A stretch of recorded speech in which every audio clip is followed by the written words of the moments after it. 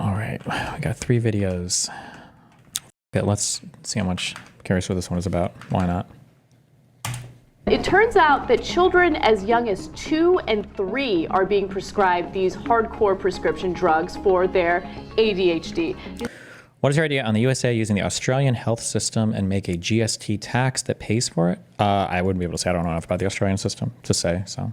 Physiologic dependence. We are drugging 2-year-olds to stop having emotions that are the most human things that you can possibly have. This is seriously deranged. In America, for every 10 people you meet, one of them has ADHD. 1 in 10. And you've probably noticed it in your everyday life. It's super common to meet people who say they have ADHD. So common that saying you have ADHD has become a perfectly normal excuse to use. But have you ever wondered how so many people could have this disorder? Attention deficit hyperactivity disorder? I mean, come on, 10% of the population, and it seems to be going up more than ever? Well, what if I told you that ADHD isn't actually a real disorder? Now, don't get me wrong here. Ask any person with ADHD and they'll tell you that the symptoms are very real. But what if I told you that instead of ADHD being a disorder, it's actually just a personality type?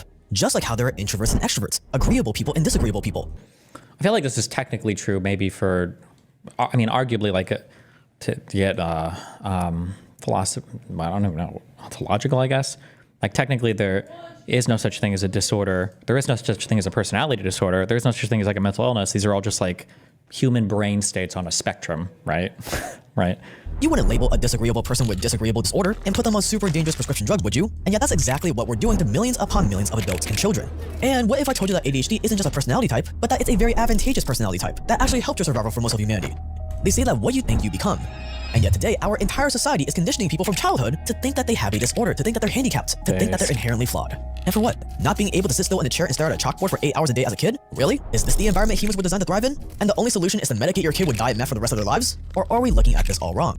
That maybe it's not the person's fault for having these traits. That maybe these traits are perfectly natural. That maybe the education system and these cog-in-the-wheel jobs are the problem. That maybe, just maybe, this $25 billion ADHD therapeutics industry has an incentive to convince you that you're sick, so that they can get yet another lifetime customer and nearly double their bank accounts by 2034. Well, that's certainly what my good friend Noah Ryan thinks. Noah Ryan is one of the only health experts I trust because he actually fits my definition of healthy, and he has ADHD. But instead of zombifying himself with diet meth, he's found a way to rearrange his life so that his ADHD brain works for him and not against him, and is now a very successful guy. How? Well, stay dangerous and welcome to how ADHD is a very profitable scam. Okay, I'm about to think that probably 99% of this video is fucking retarded. However, it's also probably completely correct. I'm guessing a little bit here, but my guess is going to be that in the environment that we live in today, and in the world that we live in today, there's going to be some natural brain states that are like highly disadvantaged to exist in this environment. But there will be other brain states that will be highly advantaged to living in this environment. So like if you happen to fall along the spectrum of people who are chill and are generally like at a normal level of stimulation, can sit and like stare at a chalkboard or do things, I think that the society that we have today highly incentivizes and values those individuals. You can sit at a computer, you can make a lot of money, you can be educated a ton, you can learn so much. Like there's so much that you can do with that type of brain. But brains that are smaller in some parts of the brain, I forget what it's called in ADHD, where there's like some of it is like underdeveloped in the frontal lobe, that you're gonna, like these types of people are gonna have a harder time functioning in today's society because there's just not enough stimulation as what you would expect in the past. But it's also a bit reductive to say that like there's I mean, like any like theoretically we could say this for almost all societies, that we can imagine a ton of different types of disorders that would be advantaged in some societies and not in other societies. But so ADHD, it's framed as this disorder, but I think most people with ADHD are like, there's something in me that feels like I'm really good at certain stuff, right? I think the reason why ADHD is a disorder is because it inhibits your ability to function in contemporary society. Like if we were all hunter-gatherers, it might be advantageous to have some people with ADHD. I don't remember if I read this in a paper or a fucking tweet or a Reddit epic comment or something along the lines of like it's theorized that like having a society of hunter-gatherers where a few people have ADHD is better because they're more likely to get bored in a current place and move on and find something with like the rest of the tribe can move on to, or things like that, that having people with slightly shorter attention spans or worse executive functioning can lead you to kind of like expand more or like travel to other areas. Like, I don't know if that's true, and I don't even remember where the fuck I read this at, but I mean, like, you can imagine different types of brains being suited to different environments. But Destiny, can you please look up administrative costs for hospitals to deal with insurance companies and how pharmacy benefit managers raise costs for medicine? Sure thing, buddy. We'll do that all day tomorrow, okay?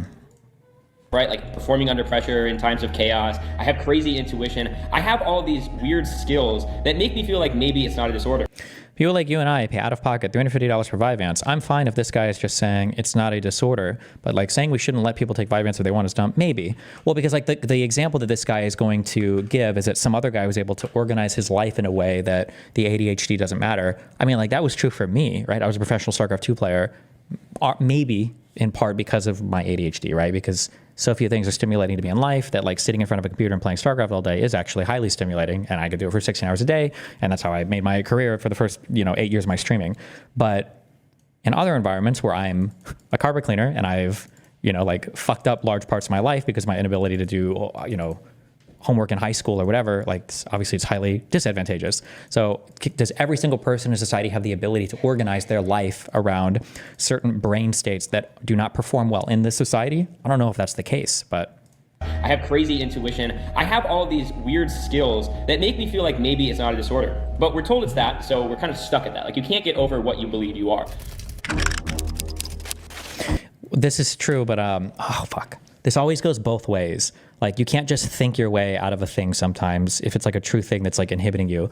But if you're, sorry, he had the opposite thing. If you really truly do think you're in a certain thing, you can get stuck in a certain thing. That is true. If you think you're worthless, if you think you can't do something, that might be true. That might become self-fulfilling. But it could also be the case that you think you can do something that you truly just can't, and you can just continue thinking it forever. But like you're always going to be doomed to failure and setting yourself for failure, and you're just never going to progress. So it really depends on the thing, right? So we're kind of stuck at that. Like you can't get over what you believe you are.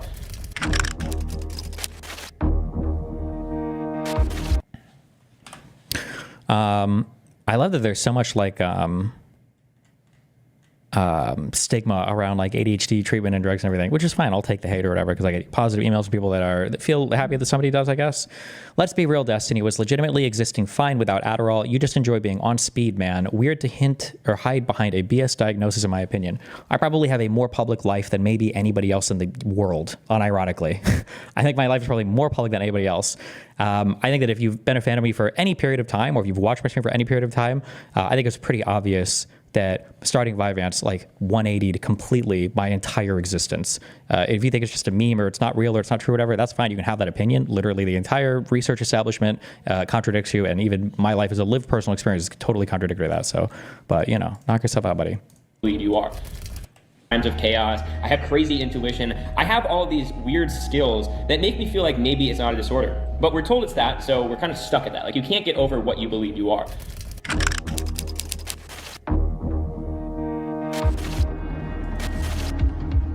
A lot of people take Adderall to get work done, but I would never want to fry my brain like that. But there are many times where I just want to lock in and grind out some work, or go all in on a workout. For those occasions, I take Magnetic Mind by Mindrights. Mindright is a new nootropic that has taken my focus to the next level. I've tried a lot of nootropics and I've switched over to this one for a reason. So remember, nootropics are not FDA regulated, meaning that none of the claims that they make have to be verified by any research whatsoever. So they can make these claims. There are just certain things that they can't claim, but like none of this is, my guess is if you look at all these asterisks or whatever, my guess is all of them say like not FDA verified, no research backing this. But does taking Adderall fry your brain? I hear people say that all the time. There's no research to support it, but people say it because people say it, yeah. Which is why they're today's sponsor. With Magnetic Mind, I just feel in the zone for hours upon hours. My brain just feels like it moves smoother without any discomfort, side effects, or bad crashes after. I'm actually on it right now recording this. It's shockingly strong and effective. It feels like it lasts all day, which I love, while not. Are video games no longer stimulating for you? What's the cognitive process behind it no longer being attractive for you? Cognitively, I don't think it's a cognitive process. It's just a matter of like, do I feel like I need stimulation? Like when I was traveling before, you probably heard Melina complain about it. Even when I'm on vacation, like I would have games loaded on my laptop and shit because I'm just very bored by everything unless I'm like grinding away at something or playing a game or something. Now I just don't feel like I need that stimulation. I don't need to be like leveling up in something or playing a game on something or grinding away at something. I can just like read or do something else, right? Not being too extreme. That's because it's filled with only quality ingredients including natural roots, extracts, and things like alpha GPC. And on top of that, not only do you feel it right away, but it's also formulated for long-term brain health and to protect against cognitive decline. Like Haritaki and Boswellia, which promote BDNF production, neurogenesis, the making of new neurons, and more, which will start to see this after taking this for 30 to 120 days. So the longer you take it, the more benefits you'll see. That's on top of the 10% Mindright is giving you when you pause the video and click the link below. Why are you engaging with this garbage charitably at all? There are people who want to criminalize you and me for taking Vyvanse. Wow, my brother and amphetamines. They're not making videos like this in good faith any more than architects about aging. Yeah, sure. I mean, it's good to talk about, though, I guess. A lot of people have retarded thoughts on it, so. To try Magnetic Mind now. So click the link below and try it out now. The interesting thing about ADHD is that you can trace its symptoms way back, to way before when the term ADHD was even invented. More than 2,000 years ago, a Greek philosopher wrote a story about different characters or personalities groups of people had.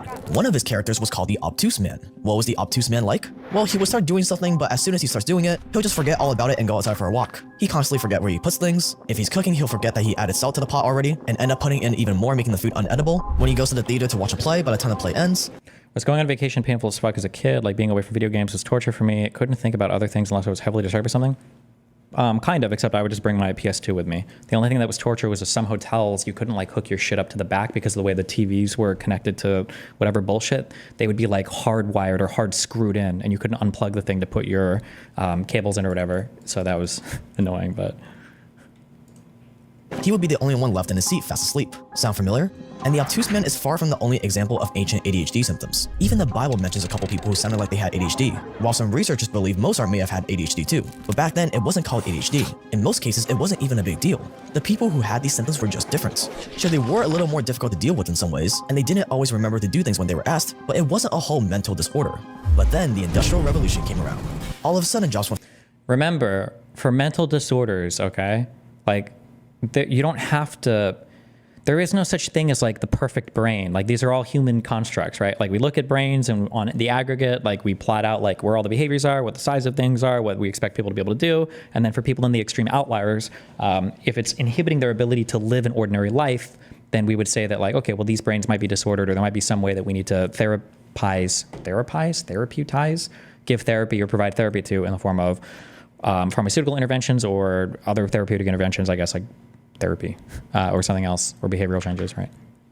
Went from farms to factories, and all of a sudden being able to sit still in one spot inside and do a single monotonous task over and over again became a top priority. All of a sudden, kids who typically live a kid life were now expected to sit in a chair for hours at a time in public schools rote memorizing stuff. And what do you know, after just a few years after the start of the Industrial Revolution, a Scottish doctor recorded the first ever instance of ADHD as a disease in 1798. He called it a disease of attention. For millennia, ADHD was just another type of person you would run into from time to time. And as worse, it earned you a rude nickname. But the moment industrial factories and industrial schools became a thing, suddenly all these personality traits that didn't lend you to becoming an obedient factory worker became a disease that needed serious treatments. And the more society became industrialized and educated, the more people with these ADHD-like... If everyone took amphetamines, wouldn't that make everyone more productive? My understanding is that at this point in time, there's not really good research that shows that taking an amphetamine, if you don't have some form of ADHD, like doesn't give you much of a benefit, other than like helping you stay awake. That's my understanding for where the research is right now on that. Symptoms were called sick or diseased. By 1902, everyone knew about this quote-unquote disease that made kids overactive and resistant to discipline, and doctors started looking for ways to turn these uncontrollable kids into obedient workers. And in 1937, an American doctor finally figured out how to make that happen. He had been trying out different medications on a group of kids who experienced really bad headaches. At one point, he gave them Benzedrine, a stimulant drug that's part of a group called amphetamines. And surprise, surprise, Benzedrine didn't make the headaches go away, but it did do something else. It made the kids a lot more focused, a lot more better behaved and less disruptive. And that's when everything changed. Apparently, stimulants like Benzedrine didn't just give people more energy, it also somehow fixed these kids' behavior. And now that a treatment had been found, well, it only made sense to give this disorder a name, right? So they called it hyperkinetic impulse disorder and started handing out Benzedrine to kids left and right. But here's the thing. Back then, doctors used the fact that Benzedrine made ADHD symptoms go away as the perfect way to diagnose whether someone had ADHD in the first place. Oh, Benzedrine makes you more focused and alert? Well, that means you probably have ADHD.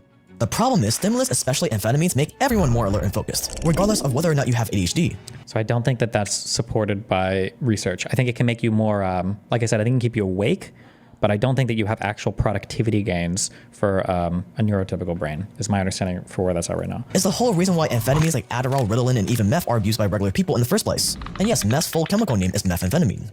And before it was everyone's favorite brain-frying upper, it was an actual ADHD medication. Scratch that, it still is a prescription medication that's given to people with ADHD. Only now it's known as Desoxyn. And Ritalin and Adderall, they're just different forms of that same drug. But back then, no one cared. Oh, so one of the easiest ways you can tell somebody's retarded is if they criticize a drug because of like what it is or how it can be abused recreationally. Like nobody is saying, fuck, what is lean? Is lean cough syrup? Or am I thinking of like, is robo-tripping and lean the same shit? I don't know, right? Yeah, nobody's saying that like, oh, like I've got a bad cough, and it's like, really? You're gonna go fucking, what, robo-trip? Is that, yeah, you're gonna go robo-trip just because you have a cough? Like that's not like a, like, different drugs can have different impacts at different dosages. It just, yeah, it's kind of, it's weird to just say that like this is a bad thing because if you abuse it, it can be bad. It's dumb. And Ritalin and Adderall, they're just different forms of that same drug. But back then, no one cared. Oh, your Lean equals codeine, robo equals dextromethorphan. There you go. teenager is giving you trouble, not listening to you, acting out, misbehaving? Here, have a little meth. That should clear all that bad behavior right up. Adderall is amphetamine salts, right? It's a prescription patented Adderall is amphetamine and dextroamphetamine. So the issue with Adderall is that it non-selectively releases dopamine. So then your synapses are flooded with dopamine, and what it actually does is it downregulates the dopamine receptors on your neurons, right? So your neurons either downregulate and they stop being as sensitive, they either retreat back into the neuron, or you can have actual dopamine receptor death. So it downregulates that same system that you're having problems with in the first place. How is Ritalin and Adderall the same drug? They're not. Did he say that? That's why it causes your neurons are amphetamine salts, right? A little meth. Then no one cared all that bad.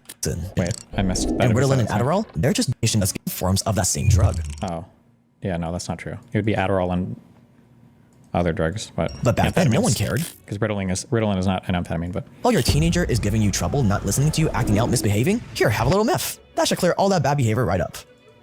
Adderall is amphetamine salts, right? It's a prescription patented Adderall is amphetamine and dextroamphetamine. So the issue with Adderall is that it non-selectively releases dopamine. So then your synapses are flooded with dopamine, and what it actually does is it downregulates the dopamine receptors on your neurons, right? So your neurons either downregulate and they stop being as sensitive, they either retreat back into the neuron, or you can have actual dopamine receptor death. So it downregulates that same system that you're having problems with in the first place. That's why it causes dependency. That's why it turns people into zombies, and that's why it can actually contribute to dopamine deficiency syndrome.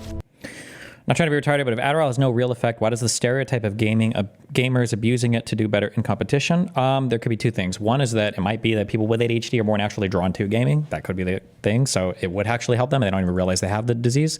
Or the second thing is that it could just help you stay awake longer, which I'm pretty sure amphetamines will do, even if you don't have ADHD. They'll always help you stay awake longer and will keep your alertness high, even if you're tired.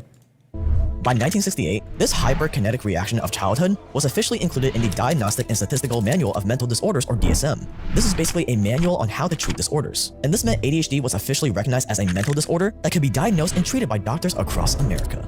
As a result, ADHD and its otherwise illegal drugs started popping up everywhere. Instead of seeing people with ADHD as just a different personality type, like introverts versus extroverts, it became a disease, a disorder that could only be managed with dangerous addictive drugs. And no one loved this explosion of ADHD more than Big Pharma. As the idea of ADHD became more popular, Big Pharma took one look at the list of ADHD symptoms and thought, you know, these symptoms could— Is ADHD a disease? ADHD is considered a neurodegenerative disease, I think, yeah. The idea of ADHD disease? Is it called disease, I think? became more popular. Or maybe it's just called disorder? Wait, not neurodegenerative. That's not true. Neurodevelopmental disease, I think is the term I'm looking for. Neurodevelopmental disorder, not disease, disorder. Okay, Jesus. Big Pharma took of ADHD more than Big Pharma. As the idea of ADHD became more popular, Big Pharma took one look at the list of ADHD symptoms and thought, you know, these symptoms could apply to anyone on a bad day. Can't sit still during a boring meeting? Forgot where you put your keys? Congratulations, you have ADHD. Here's some Adderall to get you through your day. With such broad and general symptoms like short attention span, restlessness, and hyperactivity, isn't letting the mind jump to new ideas the key to creativity? How can medication suppressing it not affect creativity? I don't think an ADHD mind jumps to new ideas. I don't think that has anything to do with ADHD. There was no limit to how many people doctors could prescribe stimulants to. I mean, what parent could confidently say that their kid has never lost or misplaced something, or that they never get distracted or avoid doing their homework? This was just normal kid behavior. But according to the American Psychiatric Association, or APA, the guys who published that manual of mental disorders, according to this APA, if your kid has difficulty waiting for their turn or was overly talkative, that meant just one thing: ADHD. And thanks to all these general symptoms that could apply to just about any kid, Big Pharma had the one thing it could only ever dream about. Big Pharma. A fake disease that was stupidly easy to diagnose, where you're able to tell people, hey, if you want to succeed in life, you gotta be a lifelong customer. And you know what made all this even worse? Ultra-processed foods. It's been found that artificial food dyes that make processed foods all bright and colorful in America have been found to increase these ADHD-like symptoms in kids, among many other horrible things. We're talking about all the colorful candies, cereals, drinks like Gatorade, and many other foods. We'll cover this in an upcoming evil food supply video, so make sure to subscribe to that channel. So with Big Food and Big Pharma in lockstep, the race was officially on. Whoever had the better known, more popular ADHD Is this true? What? I don't even know. These are just like food dyes that make processed food had the one thing it could only ever dream about. A fake disease that was stupidly easy to diagnose, where you're able to tell people, hey, if you want to succeed in life, you gotta be a lifelong customer. And you know what made all this even worse?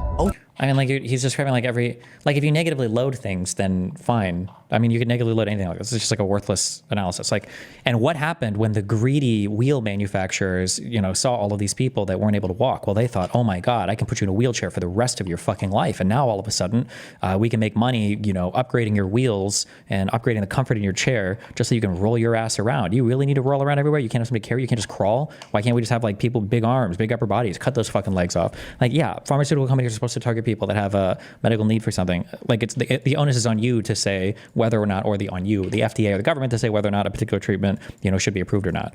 I mean, like you could say the same thing for insulin for diabetics. You could say the same thing for literally every single medical intervention ever is taking advantage of somebody because you put them on a drug. I mean, yeah, it's like, do we say that like opiates or whatever don't deal with pain or don't help you manage pain because some people get addicted to opiates? Like, no. Ultra-processed foods. It's been found that artificial food dyes that make processed foods all bright and colorful in America have been found to increase these ADHD-like symptoms in kids, among many other horrible things. We're talking about all the colorful candies, cereals, drinks like Gatorade, and many, many other foods. We'll cover this in an upcoming Evil Food Supply video, so make sure to subscribe to that channel. So with Big Food and Big Pharma in lockstep, the race was officially on. Whoever had the better known, more popular ADHD drug would profit the most, which I don't even understand. Like, you can sell ultra-processed food to anybody. Okay.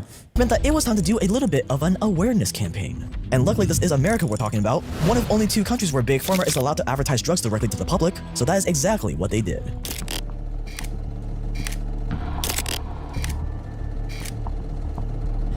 Yeah, these ads were everywhere and they worked. Who would have thought that it would be so effective to tell parents that you aren't bad parents? You just gotta give your kids this simple little pill. But why stop there? The ads were just a tip of the iceberg. I mean, this is Big Pharma we're talking about. They could do a whole lot more than just take out a few newspaper and magazine ads. So they went even further. They started paying doctors to publish research and deliver presentations to encourage doctors to make more ADHD diagnoses. And when people started worrying that ADHD was getting overdiagnosed, well, they just paid more doctors to come out and tell everyone that these worries were completely unfounded. They went so far as to get doctors to market ADHD drugs as safer than aspirin, which if you ask anyone who's taking these stimulants, they'll tell you that they're definitely not safer than aspirin. They even advertised directly to teenagers. In the late 2000s, Shire, a big pharma company that sells Adderall, actually helped pay for 50,000 copies of a comic book about superheroes with ADHD that tells kids that medicines may make it easier to pay attention and control your behavior. And all this hard work paid off big time. By 2012, ADHD drug sales reached nearly $9 billion, 5 times more than in 2002. It reached a point where some doctors were offered $100 each just to listen to someone talk about ADHD on the phone and fill out a questionnaire. But still, has there been a single source on this video other than one influencer? Nope. Just good stories. the big pharma companies wanted more. ADHD drugs had so much more potential. There was no way they could stop now, and their next target made things even worse. Remember the APA, the American Psychiatric Association? They're the guys behind the Manual of Mental Disorders, or DSM. Why are you watching this? I don't know. I thought it'd be a video that would trigger me, but it's just kind of like YouTube slop, I guess. Which tells doctors how to diagnose different mental disorders. Well, every couple decades, the DSM gets revised. This gives them a chance to update things or maybe add new symptoms.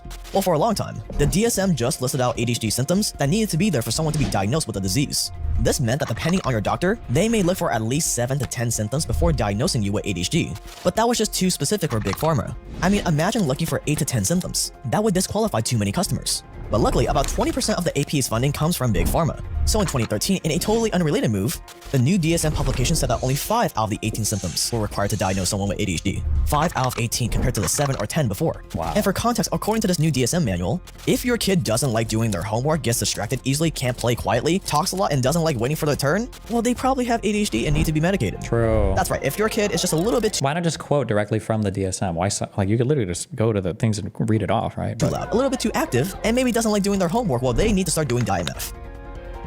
Some 10,000 toddlers, and by the way, it could be as many as 15,000, across the U.S. are being diagnosed as hyperactive and receiving drugs such as Ritalin and Adderall. In fact, is this actually true? That seems weird. How do you give Adderall to a toddler? How would you? What is even the? Because I feel like most of the ADHD, the diagnostic criteria, I don't even know if you could diagnose these in a toddler. Often fails to give close attention to details or makes careless mistakes in schoolwork, at work, or with other activities. How could you? Okay. Often has trouble holding attention on tasks or play activities. Maybe that one. Often does not seem to listen when spoken to directly. Maybe. Does not follow through on instructions and fails to finish schoolwork, chores, or duties in the workplace? No. Has trouble organizing tasks and activities? No. Often avoids, dislikes, or is reluctant to do tasks that require mental effort over a long period of time? I mean, we don't ask toddlers to do these things. Often loses things necessary for tasks and activities? No. Is often easily distracted? I mean, they're a baby. Is often forgetful in daily activities? I don't even think you could ascertain that. Well, I'm so curious what the... hold on, what is this? Yeah, I'm just curious. Why would you prescribe Adderall to a toddler? Thousands of toddlers are medicated for ADHD, report finds raising worries. Atlanta, more than 10,000, this is in 2014, more than 10,000 American toddlers 2 or 3 years old are being medicated for attention deficit hyperactive disorder outside established pediatric guidelines. Oh, so what are people prescribing these for memes or what? According to data presented on Friday by an official at the CDC. Oh, so it's the CDC that's calling out this problem even. The report, which found that toddlers covered by Medicaid are particularly prone to be put on medications such as Ritalin and Adderall. Oh, your social health care. Oh no. Is among the first efforts to gauge the diagnosis of ADHD in children below age 4. Doctors at the Georgia Mental Health Forum at the Carter Center in Atlanta, where the data was presented, as well as several outside experts strongly criticized the use of medication in so many children that young.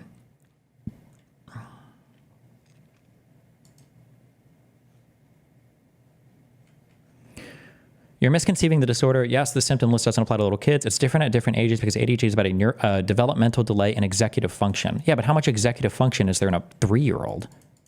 Like enough to diagnose a disordered brain like for ADHD? I feel like, I mean, I could be wrong, but American Academy of Pediatrics standard practice guidelines for ADHD do not even address the diagnosis in children 3 and younger, let alone the use of such stimulant medications because their safety and effectiveness has barely been explored in that age group. People prescribing to 2-year-olds are just winging it. It's outside the standard of care, and they should be subject to malpractice. Something goes wrong with a kid. I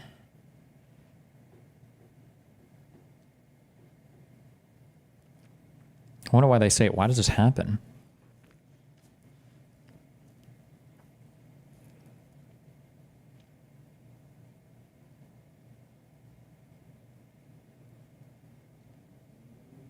Children below age 4 are not covered in these guidelines because hyperactivity and impulsivity are developmentally appropriate for toddlers, several experts said, and more time is needed to see if a disorder is truly present.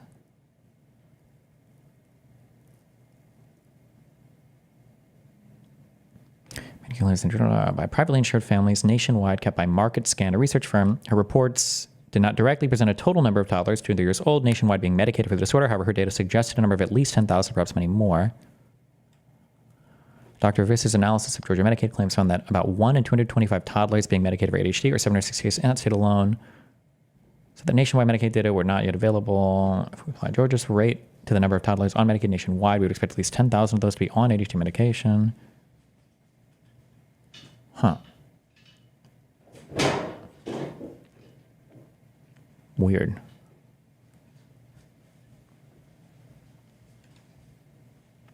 Some doctors said in interviews on Friday that they understood the use of stimulant medication in 2 and 3-year-olds under rare circumstances. Keith Connors, a psychologist and professor emeritus at Duke University since the 1960s, one of ADHD's most prominent figures, said that he'd occasionally recommended it when nothing else would calm a toddler who was a harm to himself or others. A harm to himself or others? A 2-year-old? How?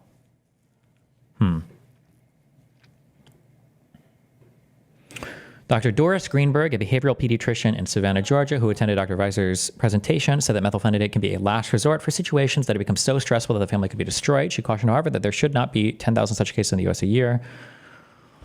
I guess it's maybe not. I'm just trying to imagine, like I can understand, like for maybe like a 6-year-old, like a 5 or 6-year-old, like 2 or 3-year-old. It just seems wild to me.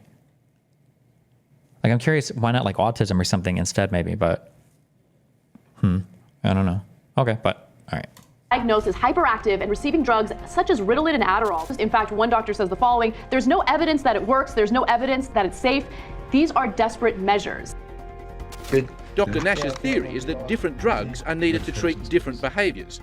So, has all this made Joe a better person, or just a sedated one? The way things are going, Joe, your future's pretty rosy. I really hate taking them. I don't like taking them, but I suppose I have to, you know. And why don't you like taking them? Because I think they make me too calm, and, you know, you lose confidence and just, yeah, they make me way too calm, you know, don't feel like doing anything. But if you take less, it doesn't work. Yeah, well, they do, but I suppose I just sort of, it's on a line between being bad and being good. Do you sometimes feel a little guilty about it? him taking drugs? Yes, I do. I feel a lot of guilt about that. It's not something I like anybody doing. But if it's needed and it's going to change the person's life, it's just got to be done. My concern is that people grow up with an expectation that there's a pill for every ill. And I think that's a dangerous view to have. But remember, the thing that makes you extraordinary and the thing that makes you special is the same thing that you're trying to suppress. So you may be able to act normal, but you will never reach your potential if you are living a life just fully medicated, right? This is completely and totally not true, but okay. On Adderall, obviously listen to your doctor. I don't believe that you can live your true life and reach your full potential on Adderall. Remember what a disorder is, right? All a disorder is it's a bundle of symptoms. There is no specification of root cause. So, okay, what is that? So, I mean, that doesn't make it any less real, right? You can have, like, irritable bowel syndrome is a real thing. It doesn't mean that just because you don't know what's causing it, doesn't mean you're not having like fucking massive issues that need to be treated for, right? Remember what a disorder is, right? All a disorder is it's a bundle of symptoms. There is no specification of root cause. So anybody that comes to the doctor with ADHD-like symptoms, they only have 15 minutes, right? You have 20 minutes with your primary care provider. They're going to do the thing that the textbook says, right? The textbook says to prescribe a drug that does help them sit down in school, right? That does help them behave and it helps them with behavioral disorders. And Big Pharma's plan worked. Today, 7 million American children, 11% of kids out there apparently have ADHD. And that's according to the good old CDC. You don't think that dexamphetamine and Ritalin are overprescribed? In actual fact, I think they're underprescribed. But even that wasn't enough.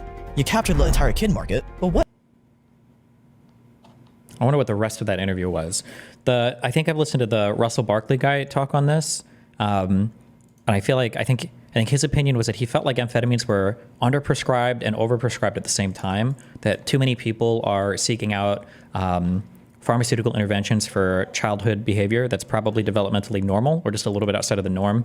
But he feels like people that genuinely have ADHD are probably not seeking medication enough because they're in wealthy enough families or they have enough ways to externally manage the symptoms that they don't go for it. I don't know if he had research to back that up or not, though. I don't even remember if I heard that from the Dr. Barkley guy or not, though. What about the grown-up? Wait, was that Dr. K? I thought I heard that from I thought that was a Russell Barkley video going over a Jordan Peterson thing. Right. But maybe Dr. K said that too, maybe. Yeah. Amphetamine and Ritalin are overprescribed? In actual fact, I think they're underprescribed. But even that wasn't enough. You captured the entire kid market, but what about the grown-ups? These symptoms could easily apply to busy adults. Who knows, maybe they had ADHD their entire life and just never got diagnosed. You gotta save them.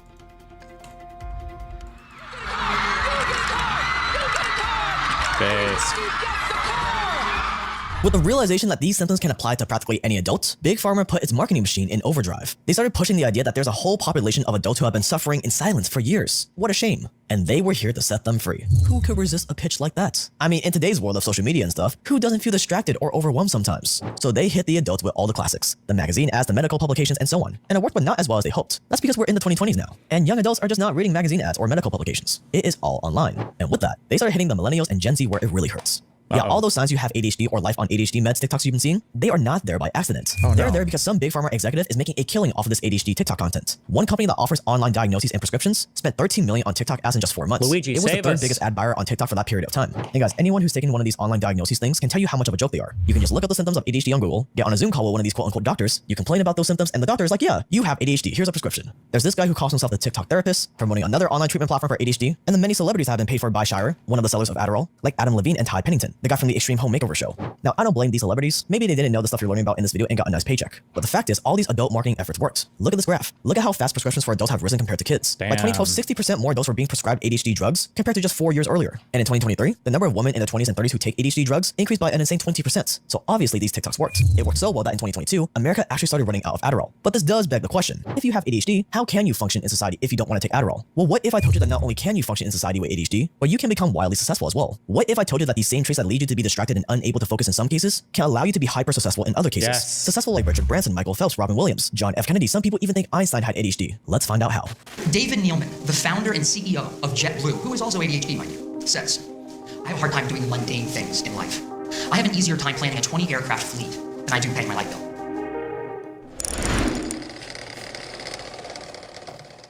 I have ADHD, and I think a lot of people with ADHD will have a similar experience growing up where they feel like everyone around them is telling them that they're not very intelligent, that they have a disorder, right? That they have a learning disability, but they know deep down that there's parts of them that are just extraordinarily successful, right? There's parts of them that make them feel that maybe they're not dumb, that maybe they do have some sort of secret sauce, and it comes out in very interesting ways. At the start of this video, we alluded to how ADHD might have actually been useful for most of humanity, and this is something called the hunter-farmer hypothesis. This is true, but it doesn't matter because it's not always useful, right? Like, I was very good at video games growing up, but who the fuck cares? And I think I'm a decently smart person. I was able to apply my brain to a lot of dumb video game shit in very fun and creative and inventive ways, but who cares? That's not helping me in the real world. Like, I don't think you can, the thing is that like, it's exceptionally rare when you end up in an environment where you can leverage like your obsessive tendency to like, you know, drone on and on and on, or to really obsessively like fixate on something for a long period of time. That's not always a useful thing to have for some people, you know? So the hunter-farmer hypothesis essentially states that ADHD or ADHD-like traits may not be a disorder, but a neurological type, right? And specifically a group of traits that actually encoded for better chances of survival and better likelihood of success in the context of a hunter-gatherer world, right? So we live in an agricultural society ever since the agricultural revolution. The traits that have been selectively bred for have been for ones that make better farmers, right? People that are able to show up and kind of have the same energy levels every day, that are able to focus on the task at hand for an extended period of time. But the traits that made a good hunter and a good gatherer were drastically different than the ones that make for someone who functions properly in modern society. So there's this theory that ADHD is not as much a disorder as it is a bundle of maladaptive traits. That's what a disorder is, my dude. Like, what do you mean? Again, like at the end of the day, it's all like, who the fuck is to say that humans should be like they are normally instead of like everybody should have Down syndrome? Like, it's an ethical normative statement that doesn't, it's not like this objective reality of what a human is or what a human should be. Like, these are all, yeah. Traits and genes that no longer encode for success in our natural environment. And it comes out in very interesting ways in this flow state, in their ability to respond and to act under pressure. So the reality there is like, if you tell yourself you have a disorder, then you're never going to rise above that. You're always going to be essentially cognitively limiting yourself. So framing it in this context of maybe I don't have a disorder, maybe I just have a different neurological type, and maybe this neurological type has benefits in certain contexts, that puts you from a point of kind of victim mentality and this sense of having disorder to enablement. And we can go into the details of that. We can go into like some studies that they've done. They looked at remains of a human that was said to have the genetic like genotype of someone with ADHD, and they also seem to happen to have higher bone mineral density, higher indicators of survival and nutrition. So that was very interesting. But yeah, you know, the biggest thing about it was it took me from looking at what I had as a disorder that needed to be cured to traits that needed to. Wait, can you diagnose ADHD by gene? Is that even a thing?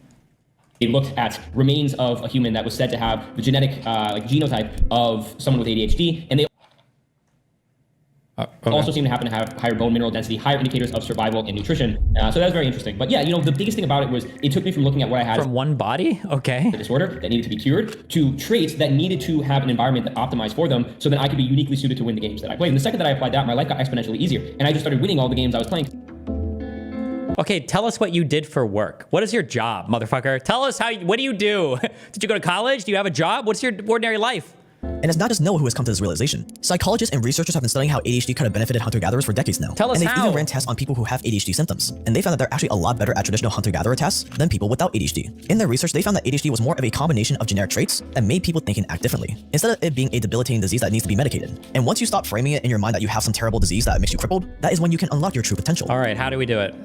So like I said, it starts with self-awareness, because if you have ADHD, you will realize that the typical, like the neurotypical advice when it comes to productivity and self-development, it doesn't really work for you, right? It's not as easy as figuring out what you have to do and go do it. So you need to find workarounds, and that comes through self-awareness. So when I was in the tech world and I really had to push my weight and I was sick of taking Adderall, right? And I couldn't perform the same way that my contemporaries performed, I had to reinvent the game. And I did that by every single day, writing down everything I observed about myself. Like, these type of tasks really energize me. I find that I get work done best when I approach it in X, Y, and Z manner. And then I gathered all this data, and then I was able to utilize that data to slowly change the games that I was playing, right? So the typical person, they get work done by making a to-do list and saying, like, this is what I have to do in this order, and I'm going to do it. I know that I'm a non-linear thinker, right? So I don't think in a straight line. So I use mind maps instead. So it's kind of just a constant, like, letting go of presuppositions of how you're supposed to work and how you're supposed to think, finding people that have maybe the similar traits as you, and then finding workarounds to solve the problems and play the games that aren't suited for you. And then okay, fuck. Okay, I hate the fact that this guy is in this video. Okay. Okay, so everybody's triggered because you guys are predisposed to be, or primed to be triggered by every single thing you see in this video. This is actually really good advice. The issue that a lot of people, I'll just be specific to ADHD, I guess. The trap that some people can fall into is that, like, this is how everybody does this thing. If I just keep hammering away at it, eventually I should be able to figure it out. I should be able to make it click. But depending on the way that your brain works, it's never going to work. You'll never be able to do that, and you're always setting yourself up for failure, and you will fail until you die. That's it. Probably earlier than other people would die because your life outcomes are all worse.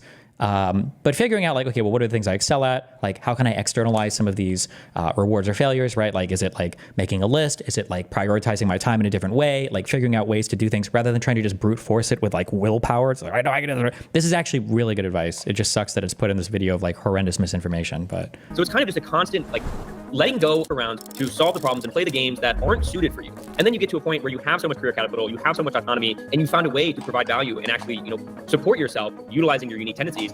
But I think there's also probably a difference too in that I don't know what the opportunity is for every single worker to implement these types of things. Like, I don't know if the ordinary job would even allot for enough flexibility to do this. It probably depends on what you do for work, but.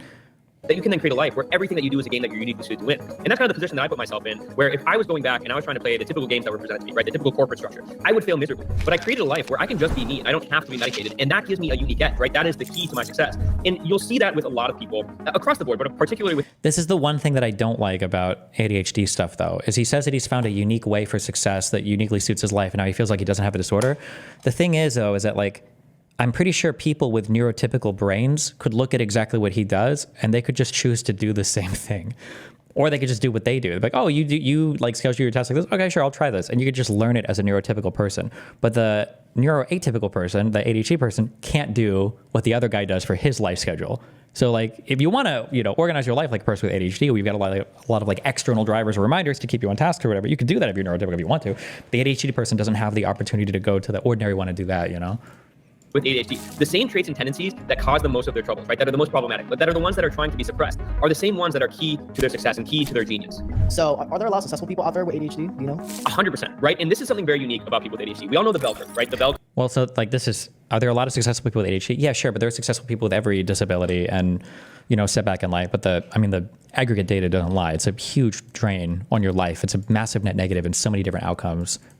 Curve of the population. You have the median, which is just the average person who performs really well in modern society. And then you have the outliers, the hyper successful, the people with truly extraordinary lives. And then you have the people on the other end that are, you know, in jail, or they never really made anything of themselves, right? They're on the streets. They just completely failed at life. People with ADHD occupy the ends of these curves. It's very rare that you see someone in the middle just thriving. Yeah, but like they're way more over here on the left than there are on the right. Doing the average thing, right? Because being average with ADHD is very difficult, almost impossible, unless you're on diet meth, right? Unless you're being prescribed amphetamines. So you're either going to be extraordinary or you're going to be, you know, essentially nothing. And it's up to you. It's up to the decisions that you make and the initiative and the agency that you take to decide which end you end up on. But most extravagant thinkers tend to have some sort of neurodivergence, right? That's what makes them different. And if you look at a lot of entrepreneurs, they're entrepreneurs because they were unable to fit the mold, but they had the fortitude to go and do something of it, as opposed to saying, I don't fit the mold, so I'm just gonna say, woe is me. And that's the drastic difference. If you have ADHD, go and look up other successful people with the same tendencies as you. And it's a great way to be motivated and inspired and to start gathering data and information. It's features, not bugs. So anyone with ADHD knows. I wish there's probably a formal name for this.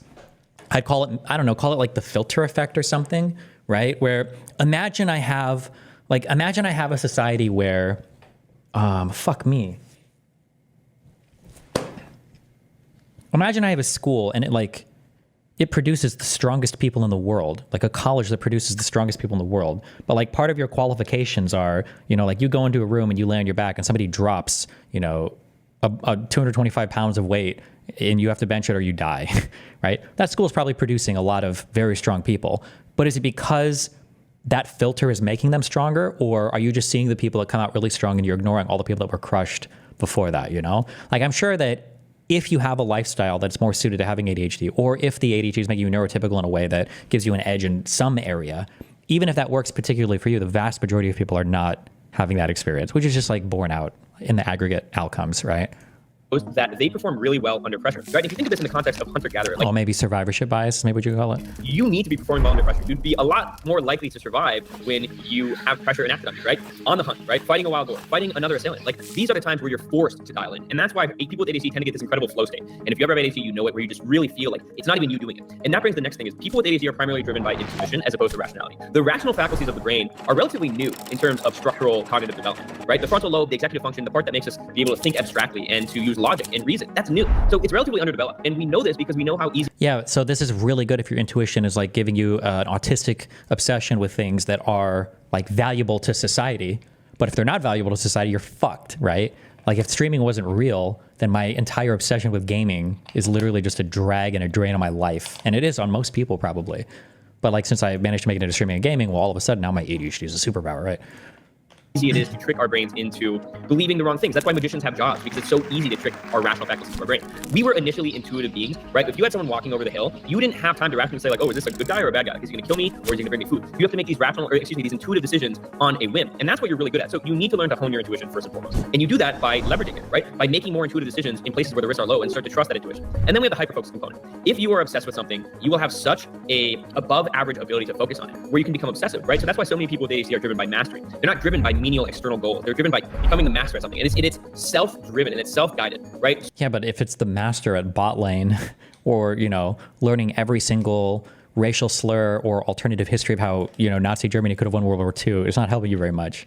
So it's very hard to have ADHD and to chase things for the outcome. You have to really enjoy the process and find something that you just love, something that feels like play. And it takes deconditioning because you're conditioned to believe that work has to feel hard, that work is for the objective of the outcome, right? For the paycheck, for the deed being done. But in reality, you will realize that your best work gets done when you don't even care about the outcome, when it just feels like play. And that's really where the secret is. And there's ways that you can motivate yourself with ADHD outside of that. And there's typically 5 or 6 ways. It's competition, it's curiosity, it's creativity, it's collaboration, or it's pressure, right? So you need to find ways to enact one of these things to get stuff done. That may be creativity. It's that you can motivate yourself with ADHD outside of that. And there's typically 5 or 6 ways. It's competition, it's curiosity. So like some of his advice is so good, right? Like, I got this from the Barkley guy. If you have a child with ADHD, you might think that it's more compassionate if you are more patient with the child and you give him more time to figure things out because of ADHD, when in reality, it's the exact opposite. You should have more pressure because with more immediate pressure and more immediate like punishment or reward, it just helps that person like stay on task more, right? The main issue with executive functioning is like, if I don't have a direct stimulus that's rewarding me or punishing me for doing a particular thing, then I just don't want to do it. You forget it, right? It's whatever, it's who cares? It's deprioritized. But if there's like an immediate, like somebody standing behind you with a whip, okay, then you'll stay on task, you'll do it. This is why like even people with ADHD can cram for a test the day before because you have like that huge pressure that's like riding the fuck out of you to where you have to get the thing done. So these external drivers are really important and can help you. Curiosity, it's creativity, it's collaboration, or it's pressure, right? So you need to find ways to enact one of these things to get stuff done. That may be as easy as telling your friend like, hey, listen, I need to get this done. If I don't get this done, I'm paying you $50, right? Or if you need to get something done, you go and get a buddy and like, hey, let's go do this together. Yeah, like these are really good. This is like really good advice. But it's just packaged in such a dog shit video. Or you make it a competition. So it's really about hacking your way and knowing enough about yourself to reinvent the game that you're playing so you can get those goals. It doesn't matter if it's grades in school, it doesn't matter if it's a deliverable for work, it doesn't matter if it's your own business. You just have to reinvent the game utilizing that self-awareness that you cultivated. So as you can see, this thing that society tries to suppress called ADHD can either be your greatest downfall or the greatest advantage you could have ever asked for. But it's up to you to reject society's pressures and reinvent the game in your... But again, I don't think it's the greatest advantage because like if you don't have ADHD, you could just all just do these things, right? There are a lot of successful people that just don't have ADHD, it's fine. Isn't that true for everyone? Immediate and consistent reinforcement / punishment is better for learning than delayed stimulus? I'm not sure, actually. Probably not. Like, I don't know if an ordinary person having some maybe breathing down their neck would be advantageous or if they would just be more stressed or anxious. Whereas for somebody with ADHD, it might be better outcomes than just like leaving them to a project and checking in 2 weeks later.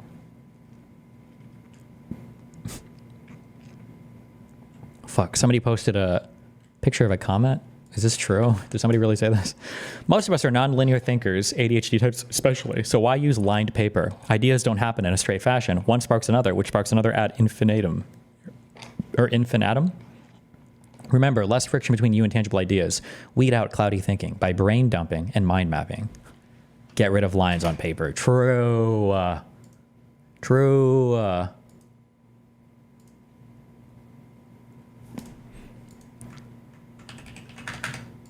What is this?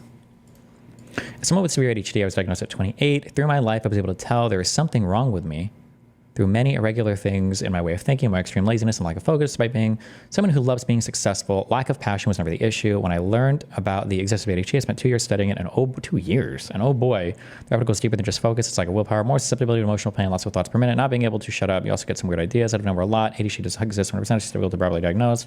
Porn addiction cases, like half the symptoms of ADHD by itself, and a lot of people watch it to make that. Wasn't there anything which you could do for at least 30 minutes straight, like gaming or swimming? Swimming, cringe. The biggest problem with swimming is sometimes you get bored halfway through swimming, and then you just stop swimming, and then you sink and die.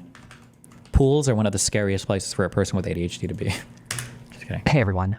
One of the most popular political commentary channels of 2024 on YouTube was Piers Morgan Uncensored. Although that title might make you think it's the most disturbing OnlyFans page on the planet, it's actually a show that is ostensibly about interesting figures debating important political issues. At the time of me writing this, it's sitting at a little over 3.5 million subscribers and uploads new videos each weekday, each one regularly garnering over 1 million views. So it's doing pretty good. And I wanted to take a look at what this channel was like. Piers Morgan is a British broadcaster who started his career in 1988 working at the British tabloid The Sun. From there, he's been seeing himself work for a number of different outlets, such as the Daily Mirror and the Daily Mail. Here's a taste of what young Piers Morgan was like back when he appeared on a TV show in the mid-90s. Is the answer jam? Not. Oh, wait, fuck. Actually, you know what? Sorry. Stop emailing me.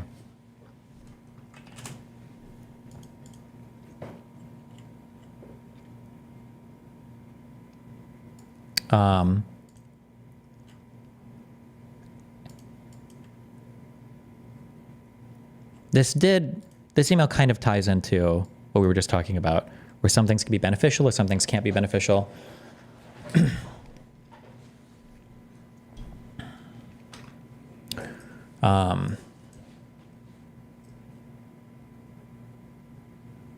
Why intelligence / character / wealth is not linear, problems with nonlinear mixed modeling. TLDR, just because a parameter is positive in state 1 does not mean it is positive to move to state 1. You should not analyze nonlinear parameters as if they are linear. I actually really appreciate this because it's hard to... I didn't have like a way to describe this before, but... Hey, I'm 30 minutes into the Dr. Mike versus Dr. Mike talk, which is really interesting, but so far I noticed something is being overlooked or at least not highlighted properly. This is a statistical analysis problem when comparing two scenarios or states that behave differently to the same input, but are dynamically connected, meaning one state can move to the other state. When this is the case, there is almost no point in directly comparing the different states with the different input and claiming some kind of linear progression from one state to the other. Hold on. People are really mad how I pronounce this word. Linear. Linear. Okay.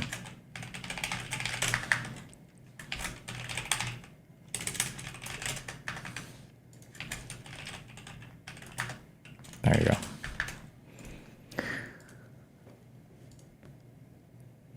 To the other. Okay. Linear example. State 1, car that struggles winning races. State 2, car that easily wins races. Statement. Speed and acceleration have a positive influence on winning races. So on average, increasing speed and acceleration will turn a car that is unable to win races into a car that can win races. Read, change to the other state. This is obviously incredibly simplified for the sake of a quick example, but the point is, for both a slow and a fast car, increasing the speed and acceleration will have a positive impact on winning races. Both states benefit because there is a linear relation. Important, this is ignoring the complexity of all the parameters, driver skill, tires, brakes, downforce, etc., but the point is, it doesn't matter that there are complex parameters. Speed and acceleration still have a linear positive effect on winning races when accounting for all other parameters. Nonlinear example. Statement. Character / intelligence / genetics have a positive influence on acquiring wealth. People that excel in these traits can more easily rise out of poverty.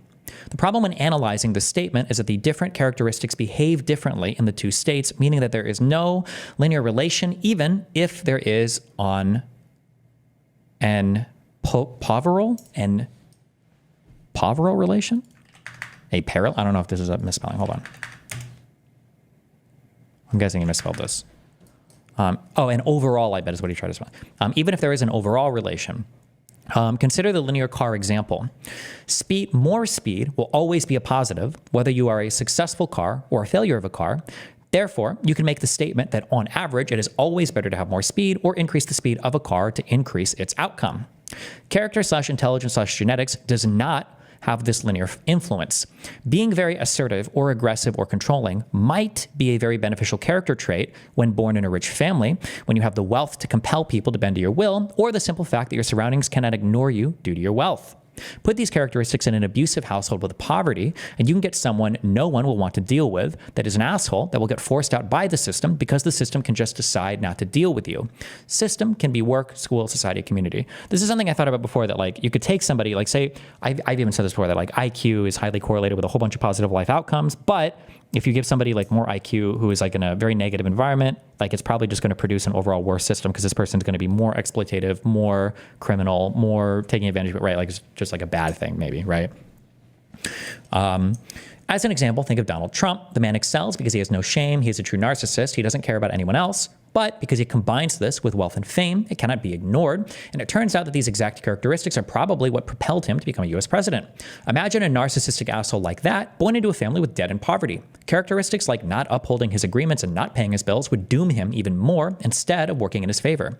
The point is just because a parameter is positive in state 1 does not mean that it is positive to move to state 1. You already know this. Both Dr. Mikes already know this. This is why they talk about the 4 types of people you know. They know it's not as simple as saying there is one rule that fits all. The problem is I don't hear why we know this. And then the conversation gets bogged down by saying it's complex. No, complex situations can still have linear influences. The problem here is that the influences are not all linear. Even if on average, smarter / assertive / empathetic people are richer, that does not mean that you can simply crank one of these stats and expect a person to change from state 1 to state 2. So this does not take away from their observations. They are correct. Accepting their sources are true. I just hate listening to this whole discussion when people are not actively aware of this problematic analysis. You cannot analyze linear and nonlinear parameters the same way, even if the observation matches. And this would impact the why of this entire discussion. Now they are kind of talking past each other and saying the same thing in different ways. A is true if you acknowledge that it is complex. B is true if you acknowledge it's a statistical generalization. The whole individual versus genetic discussion. So dancing around these two perspectives makes it look like they're having an interesting discussion while kind of missing the error in the analysis. The assumption of the analysis is faulty, but they both do realize this. My background is in data science, not in biology, medicine, psychology, but I see this quite often as most researchers are well aware of nonlinear regression models, but do not realize these models become vastly more complicated when confusing statements like trait A is more dominant in state B with increasing trait A will lead to state B. These are not the same, and proving one does not prove the other necessarily. This confusion then gets lost when talking about scenarios like human behavior that is influenced by genetics, environment, chance, etc., as people already expect these situations to be more complex. Because of that, missing the error in analysis is overlooked as a result of complexity. I thought that was interesting.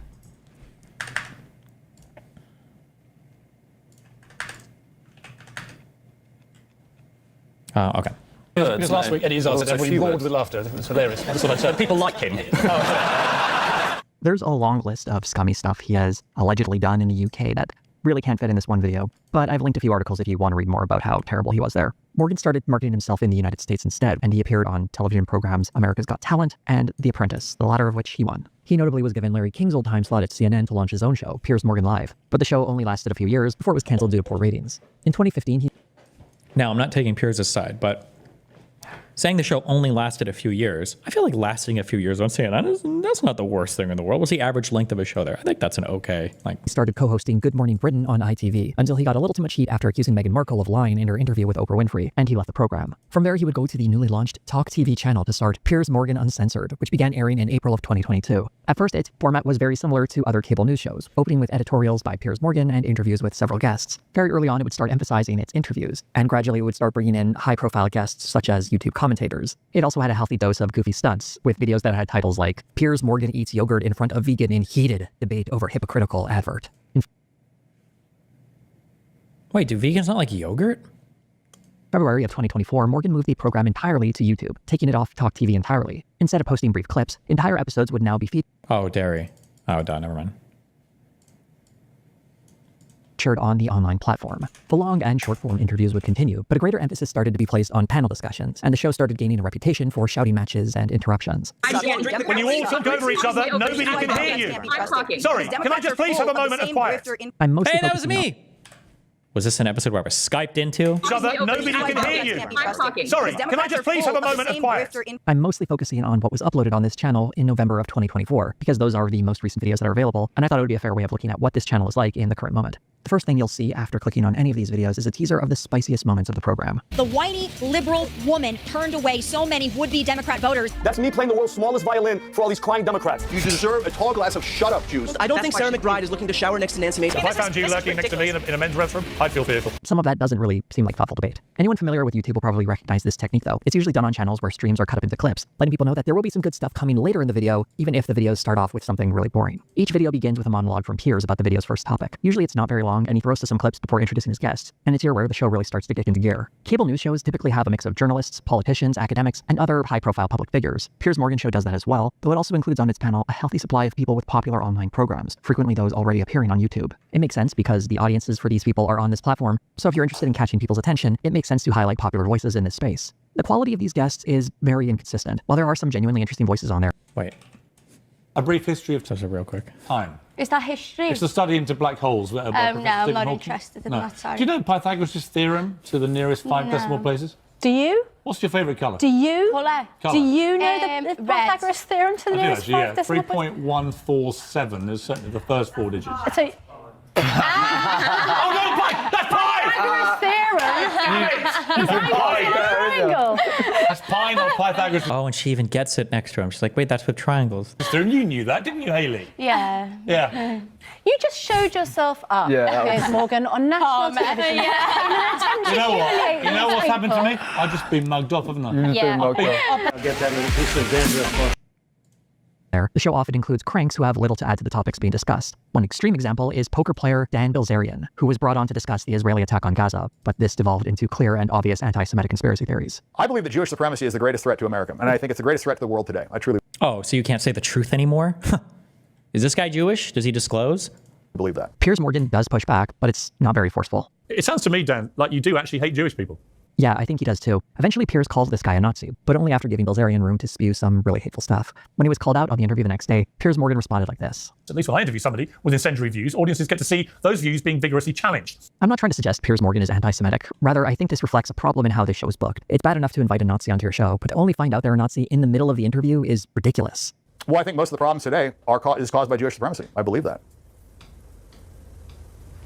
I'm honestly gobsmacked that you would say all this publicly. Piers Morgan Uncensored will invite on pretty much anyone with a following, regardless of any value their insight might bring to a subject. In the case of Bilzerian, he was initially brought on to discuss the devastation of Gaza, a spot that could have been taken by someone who truly cares about the Palestinian people and their cause, and isn't just a hateful bigot exploiting the tragedy to advance an anti-Semitic agenda. But even before a word came out of his mouth, what qualifies a professional poker player to have an opinion worth hearing about on this subject? Wait. Excuse me. Dan Bilzerian or whatever the fuck is not known as a... He might play poker now, but is he even profitable? Is that true? I refuse to believe that. The only thing Piers Morgan cited was a lot of followers on Instagram. If someone really wanted to learn about the situation in Gaza, there are much better voices. I should point out that some of those voices have appeared on this program, and that's great, but Bilzerian wasn't some bizarre one-off or fluke.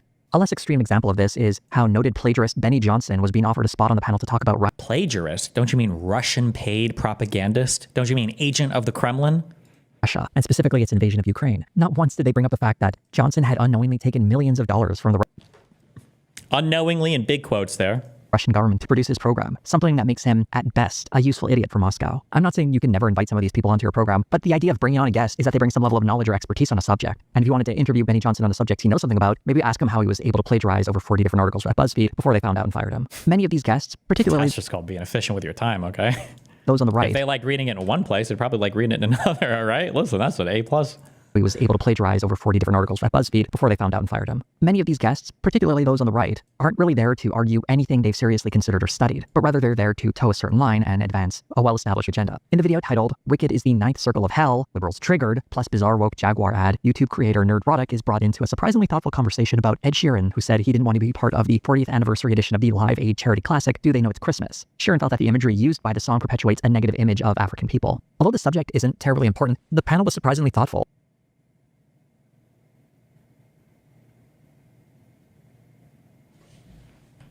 By the song perpetuates a negative anniversary edition of the Live Aid charity classic, Do They Know It's Christmas? Sheeran felt that the imagery used by the song... Wait, am I crazy right now? Wait, hold on.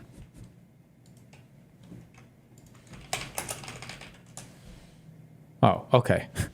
I was like, wait, isn't this Ed Sheeran? Wait, is it a different name than he said? Did I mishear this twice? Or is this a different singer that sounds similar? Or? Jaguar ad, YouTube creator Nerdrotic is brought into a surprisingly thoughtful conversation about Ed Sheeran, who said he didn't want to be part of the 40th anniversary edition of the... Oh no, he's talking about what Ed Sheeran said. Okay, my bad. Okay, I got really confused. Wait a second, was Ed Sheeran a black... Okay. Live Aid charity classic, Do They Know It's Christmas? Sheeran felt that the imagery used by the song...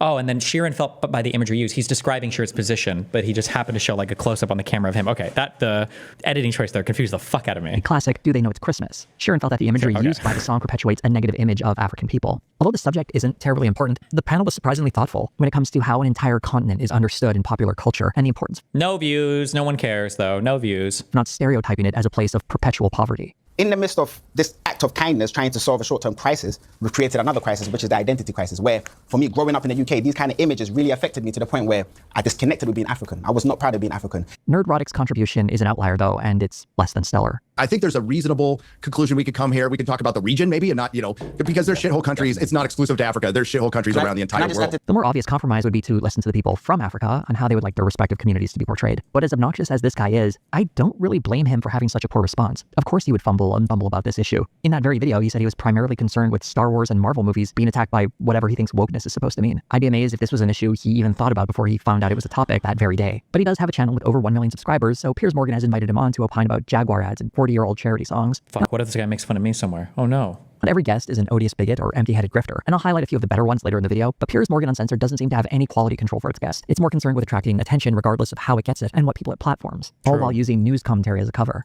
Piers Morgan Uncensored is very much about the theater of debate, and while I'm generally pro-theater, most conversations on this YouTube channel are devoid of substance and depth, and quickly devolve into crosstalk and dunking. The crosstalk in particular is very annoying, replicating the worst of cable news panels where all the guests are doing their best to make sure they get as much voice time as possible. Not at all. Can I just come back on? Do you support then the targeted assassination of 188? I'll tell you. They don't have one penny of accountability. Not one penny of accountability. Like FAR violations. You're telling me the FAR violations is illegally accepting foreign money, him taking bribes and having money go the statute of limitations. Don't talk over each other, please. In the midst of all this noise, we sometimes get the main attraction in these debates, the dunks.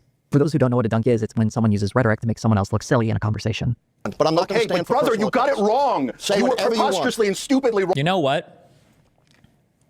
I've thought about this a lot. And I am going to be changing how I define this. And hopefully it flows down going forward. Do you know how people say like debate isn't about like an exchange of good ideas? Debate is about who's proving like, or it's about like who can win the debate basically.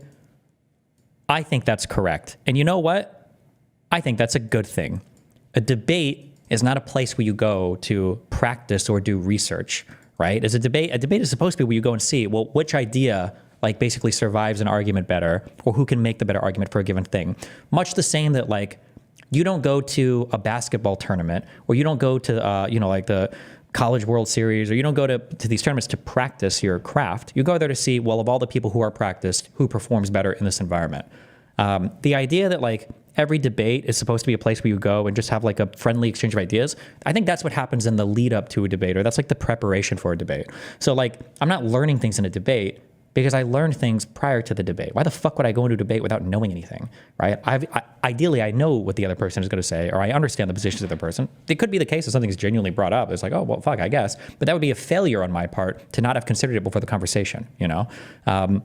So I think when people say like, oh, debates are about who wins, I agree. But if you're winning the debate, it should be because you've done a superior amount of preparation going into it. Now, are there slimy ways to win debates? Sure, but there are slimy ways to win literally like anything. But yeah.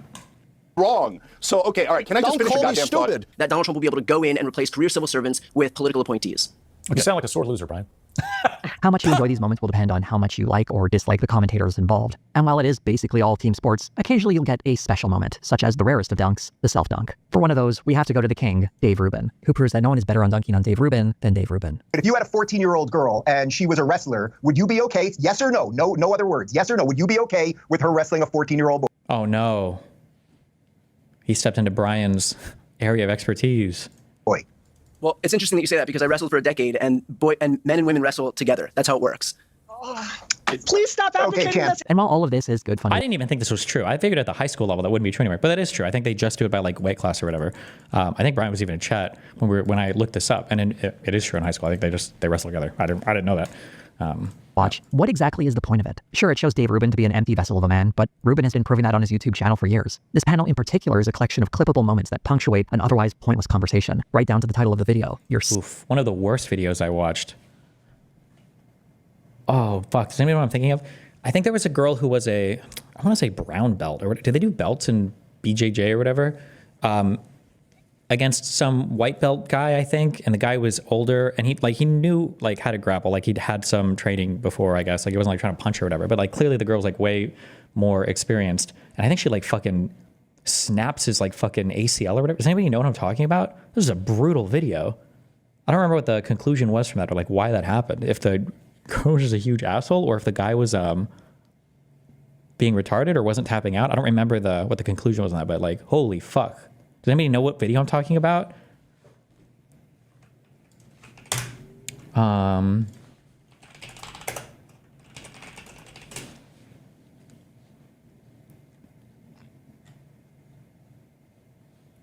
fuck. Was it this? I feel bad. Thank you for that. Thank you.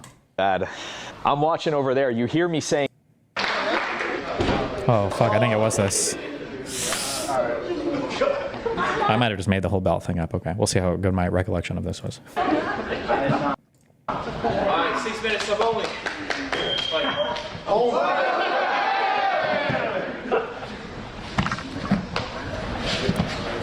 Jesus. Oh, Jesus. Watch out. Oh! Wow. That kind of, woo! Oh, that's it, yeah. Smash over. Like, woo! I was not warmed up. Oh, shit. That hurt? Let's see that in an instant replay. All right, 6 minutes of only.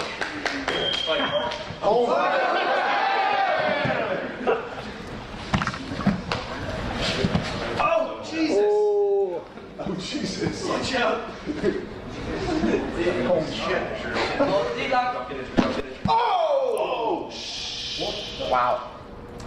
That kind of, woo! Oh, that's it. Yeah, smash over. Oh no!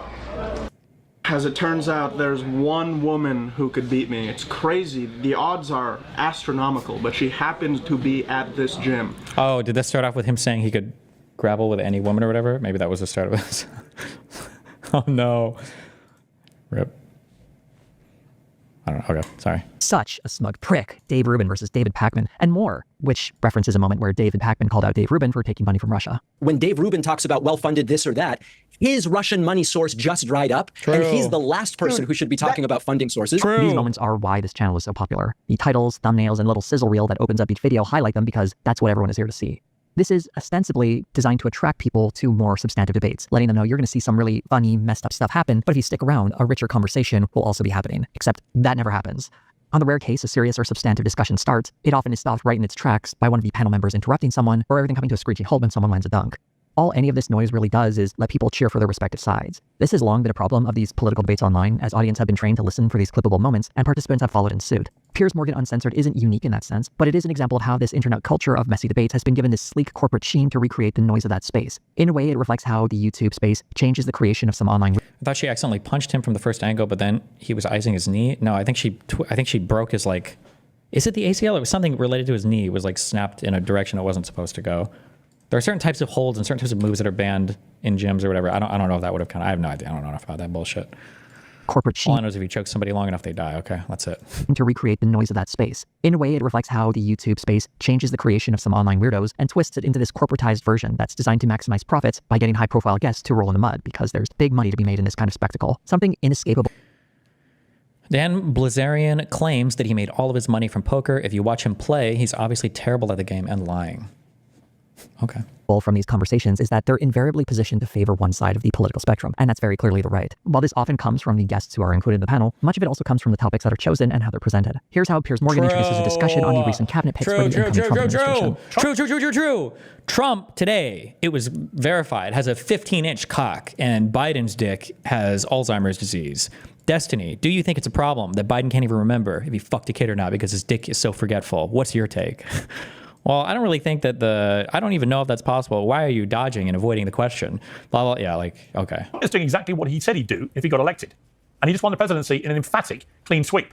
If that's not a mandate for him to now do what he said he'd do, then what is? And the first guest Piers Morgan goes to is comedian Vincent Oshana, who rattles off some scattered thoughts while building to the whole point of this ramble. And you know what this is, Piers? This right here, can you guys see it on the camera? That's me playing the world's smallest violin for all these crying Democrats. It's sad that, even with notes to help him, Oshana can't really say anything positive about the Trump cabinet nominations, aside from 2 of them being veterans. He does spend several minutes listing all the flaws with the previous cabinet, which is fine, but when he can't provide a positive argument for his side, he reveals he's not much more than an attack dog, only really suited to shouting matches, which is why he's there. The merits of the choices matter less than criticizing the previous administration and dunking on the left, and that dunk line Oshana had at the end is what makes him a favorite for this program. While the state of conservative commentary is pretty dire, it's not as if it's impossible to find a conservative guest who can at least speak to a topic without sounding ridiculous. In fact, this program managed to Oh, that's where you're wrong, though. There are no popular conservatives that aren't fucking brain broken, because all of them are sycophantic MAGA supporters.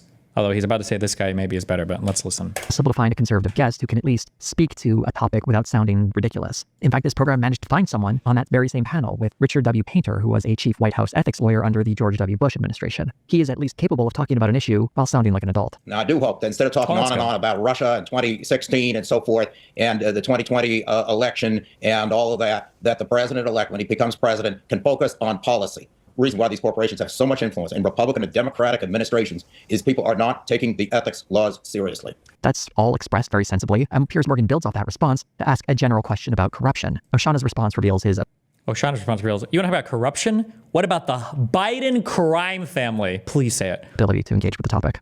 No, I agree 100%, Piers. You know what I think it is? I think the left has Stockholm syndrome, Piers. They've fallen in love with their abuser, and now they're defending the abuser. Unsurprisingly, he changed the subject to dump on the left, because that's the full extent of his ability to do political commentary. Maybe it's too much to expect a comedian to have anything interesting to say about cabinet positions, but once again, the fault of that mostly lies with the show inviting him on as if he has anything worthwhile to contribute to that specific conversation. Is this the video Josiah linked me? Nope. His expertise and analysis matters far less than his ability to attack. While the majority of videos devolve into messy shouting matches, I should mention a handful do settle into more cordial conversations. These are often around topics where the guests either mostly agree or don't have strong differences in their opinions. One example is, did he update? Could be witness tampering? Is he making moves from jail?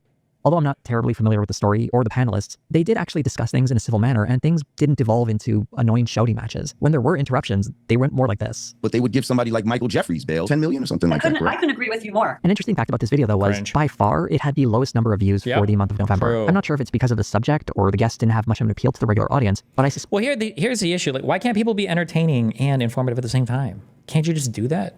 I think I'm pretty entertaining, but I do my research as well. Why does it feel like there's like an inverse relationship between these two things? Somebody who's more informed is always less entertaining.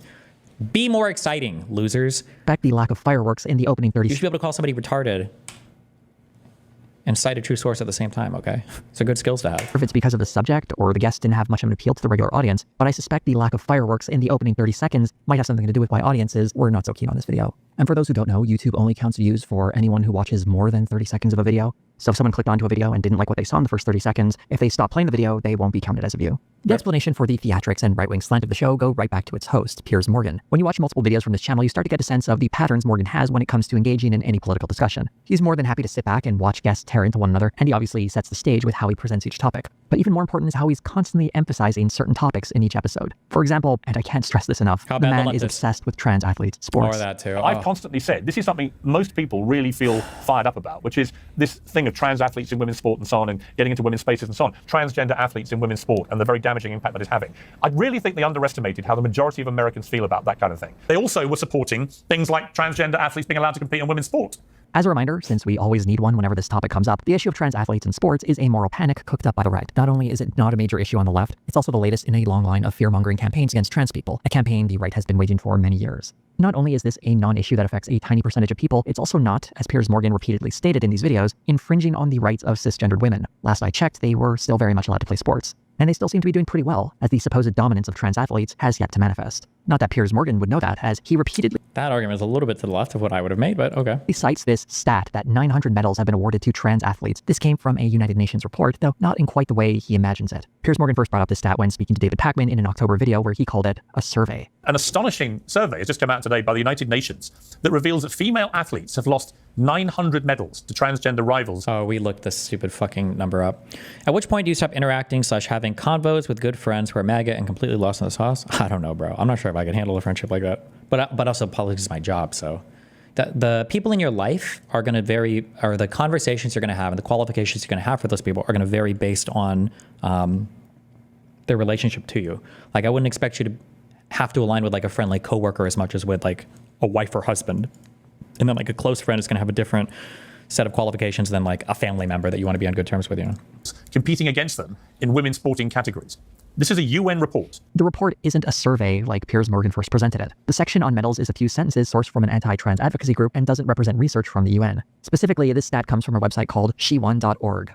There's a giant table that counts the number of medals that have supposedly been won. Apparently it's gone up since that UN report, but you'll notice there's a big asterisk next to it. And I think this even includes like high school things from literally around the whole world, right?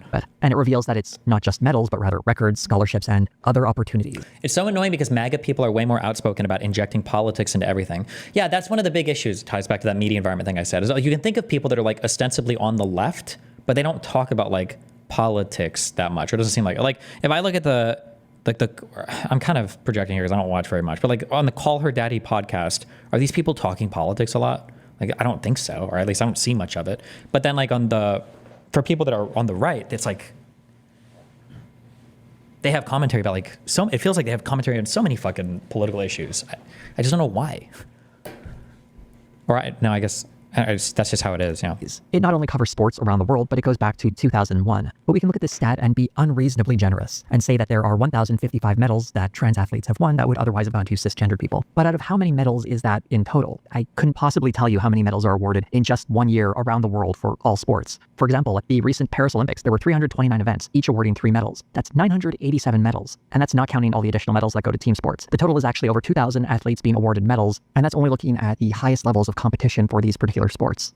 Many of these sports have competitions throughout the year in a number of different countries. The total number of medals that are handed out every year in sporting events is probably at least in the hundreds of thousands. That's why this stat is nonsense. Without a total to weigh it against, you actually can't use it to support the idea that trans athletes are performing better than cisgender athletes. Also, looking at this list more closely, you start to notice some weird patterns, like so many of these incidents are for disc golf. Over 200, in fact. With all this talk about how trans athletes are dominating sports and endangering cisgendered women, I didn't think 1/5 of that danger was coming from the disc golf scene. Many of these supposed medals are also being counted more than once. If a trans athlete finishes first in a minor golf tournament, the 2nd, 3rd, and 4th place athletes will all be counted. This is an example of how one trans athlete winning anything is counted 3 times in this list, which is another way in which this total is deeply suspect.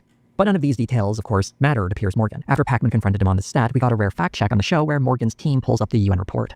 The replacement of the female sports category with a mixed sex category has resulted in an increasing number of female athletes losing opportunities, including medals, when competing against males. The report says. So, David, again, would you like to now apologise for being not only wrong about this being an election issue, but being wrong about your correction when I asked you if you were sorry for being wrong? Look at the underlying source, Piers. I have it printed out. It was a footnote. It wasn't a footnote. Look at the underlying source. This is the heart of pedantry. Piers Morgan is arguing that the stat is in the body of the report and not a footnote, whereas Pacman is arguing that the stat is sourced through a footnote and not evidenced by the report itself, and therefore shouldn't be credited to the UN. This isn't a fact check. This is a waste of time. Also, this report wasn't conducted by the United Nations, but rather a special rapporteur for the UN, that is, an independent expert who is providing advice to the United Nations. This individual is Reem Al-Salem, a well-known anti-trans activist. And how she became a special rapporteur for the UN is outside the scope of this humble little video.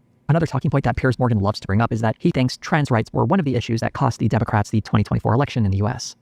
A lot of it was down to the economy, a lot of it was down to the immigration crisis, but a lot of it was also down to what is perceived to be just woke insanity, including this whole trans debate. Of course, Piers Morgan considers himself a liberal on this issue, as he said in another video. This is all stuff that, as a liberal guy, which I am, I'm completely in favour of. So if I am, so I can tell you, are the majority of Americans. Anyone familiar with Piers Morgan's output in Britain is probably having a good laugh over this because he has a long history of working with conservative outlets. But I want to put that to the side for a moment so we can instead focus on this for just a little bit, because I think Piers Morgan's attitudes towards trans issues in general is a great example of how this concept of being a liberal can exist in someone's mind when rather it should manifest in someone's actions. Going back to the video where Morgan and Pacman squared off, there was a trans person who was invited to join this panel, Brianna Wu. While it's nice to see an actual trans person on to talk about issues that affect them and their community, Wu's role here is to advocate for Piers Morgan and feed the narrative of trans activists run amok. 10 years ago, Janet Mock on CNN, you held an interview with her. We were not talking about trans stuff back then. Everyone in the community was thrilled about it. What did she do? She went on your program. She lectured you. She was beyond rude. She told you she was not interested in your opinion on anything. She just shut you down. I said that she was born a boy and then transitioned to be a trans woman. She said that was transphobic and tried to basically destroy me. And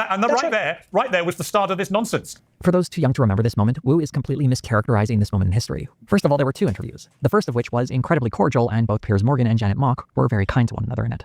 So I'm seeing a bit of Janet and a bit of Beyonce, especially with the hair. Oh, I live for Beyonce. No. And the dress, because it's very like the dress Beyonce wore when I did it. Not that I can remember every second of that day. This interview was held back in 2014. 10 years later, we would all be a little bit more savvy on trans issues and not use terms such as born a boy, and instead use assigned male at birth. There was also one point in the interview when Morgan asked, how would you feel if you found out the woman you were dating was formerly a man, when Mock had never identified as a man? You meet a man, and you fall in love with this man, but there's something you have to tell him. Something pretty big you have to tell him that he doesn't know, which is that you used to be, yourself, a man. After the break, we'll find out how you told him that news and how he took it. A few days later, there was a bit of rudeness from Mock when she expressed her frustration on Twitter, writing, "Was a boy until 18. Get it the f*** together. Piers Morgan, I was not formerly a man. Please stop sensationalizing my life and misgendering trans women." Morgan responded in frustration and then had Mock on for a second time for a more contentious interview, one where Mock was pretty darn polite while Morgan was far more confrontational.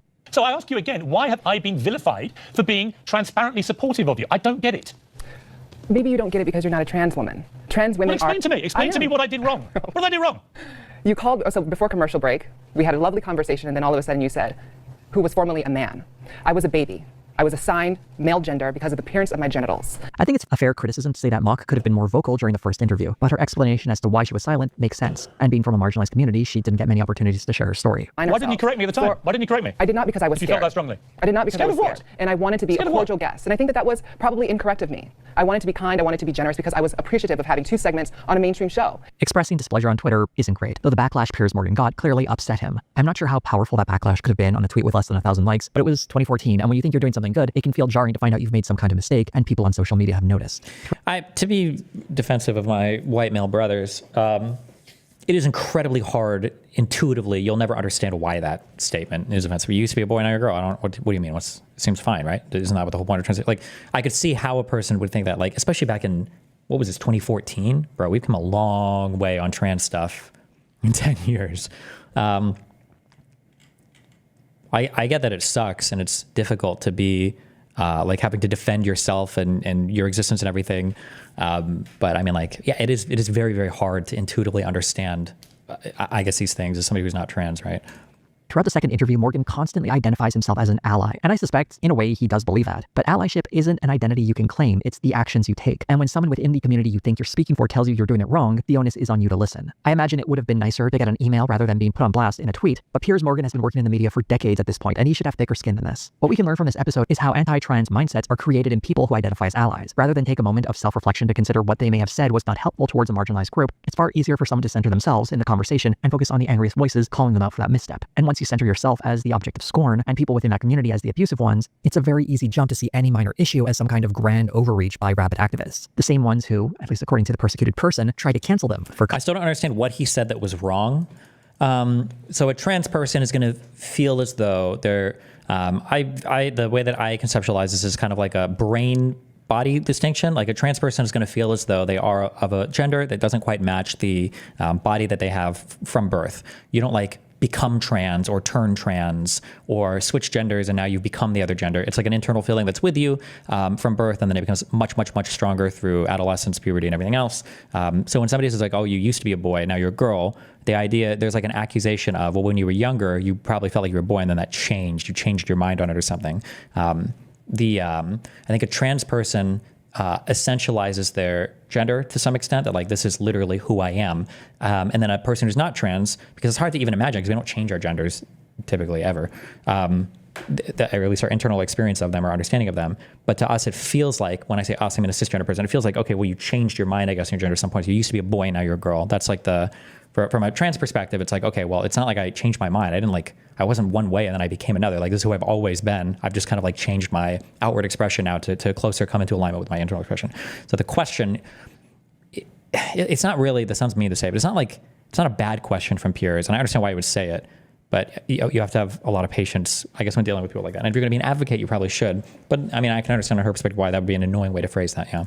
Comments that they think were perfectly fine. And that's how someone who considers themselves an ally can find themselves on the side of anti-trans bigots, using wedge issues like sports to diminish support for the trans community. You might have noticed I went from talking about Piers Morgan to using the broader term them or they. It's not because people on the left love pronouns. I personally love all units of language. Because one very concerning thing about this change in mindset is how, by modeling it, Piers Morgan creates the impression that this could happen to anyone, that one misstep could lead to cancellation and the end of your life. But I have some great news for anyone who genuinely worries about this, and I cannot stress enough how happy you should be about this. You are not Piers Morgan.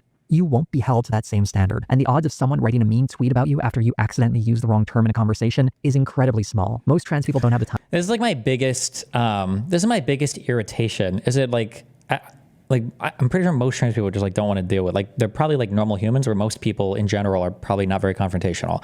Like, people, Jordan Peterson has contributed a lot to this too. Like, if you accidentally misgender somebody, that's your ass. Like, they're going to get you fired. They're going to go after your family. They're going to eat your children. They're going to like castrate you. Like, your whole life is over. And it's like no.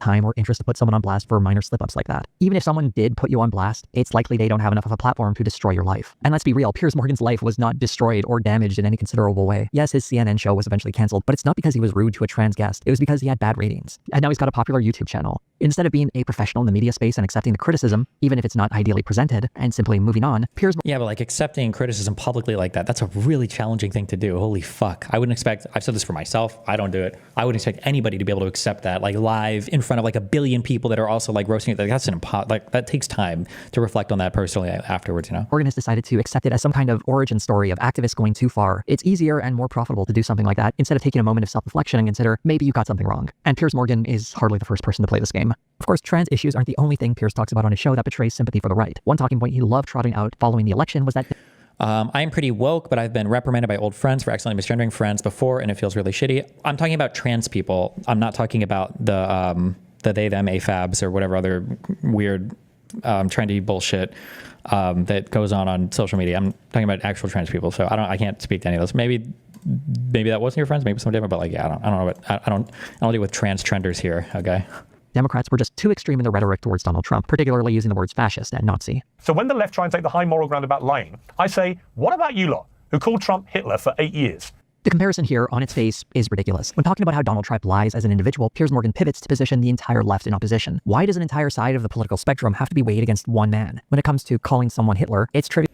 Was it this hard to get gay rights? It feels like transgenderism just breaks people's brains like no other issue does.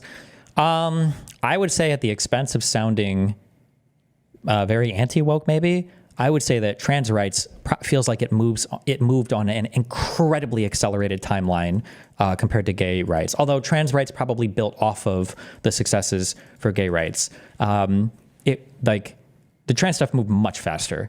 You have to consider gay people literally had a disease invented for them, right? Like GRIDS, gay-related immunodeficiency syndrome, I think. Like that's what AIDS was called before they discovered what it even was. Just like gay people just like invented a disease amongst themselves, and that's what we're going to call it. And you know, they're all dying. And it took some little boy basically getting a bad blood transfusion before people were like, oh fuck, maybe HIV is something we should look at more broadly in the population. You had like the Stonewall riots. There was so much stuff going on, and this was like built on for decades at least in terms of getting gay rights and everything accepted in society. I feel like the trans stuff has moved on a much more accelerated timeline, but not to say that that's good or bad. Just how I'm feeling. Trivial to find examples of people on the right doing the exact same thing to Joe Biden and Barack Obama. And yes, people on the left certainly said the same about George W. Bush. But Are you ever allowed to ever reference the past of a post-transition trans person? Like, did Bruce Jenner or Caitlyn Jenner win the Olympics?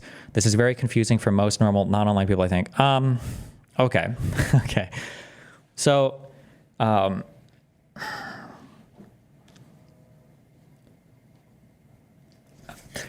when you're the gender of a person, I think is generally going to be something that is stable throughout your entire life, is what they're going to feel. Like, I don't think an individual who's trans feels like they became trans when they were 17 or 18. They might have realized it then, but they've always felt something, I think, is kind of like off, assuming it's an actual trans person.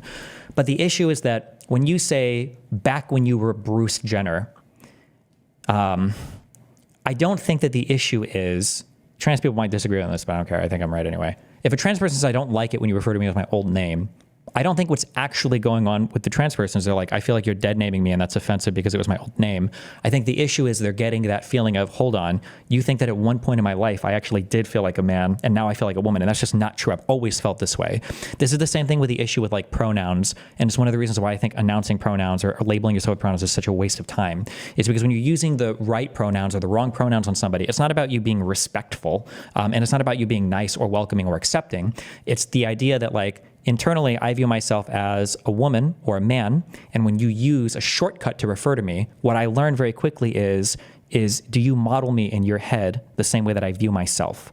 So if I am a trans woman and you call me by she and her, without me like saying anything, then you're modeling me the way that I see myself, which is always what we want to be understood. It's like the most human thing in the world is that somebody understands us.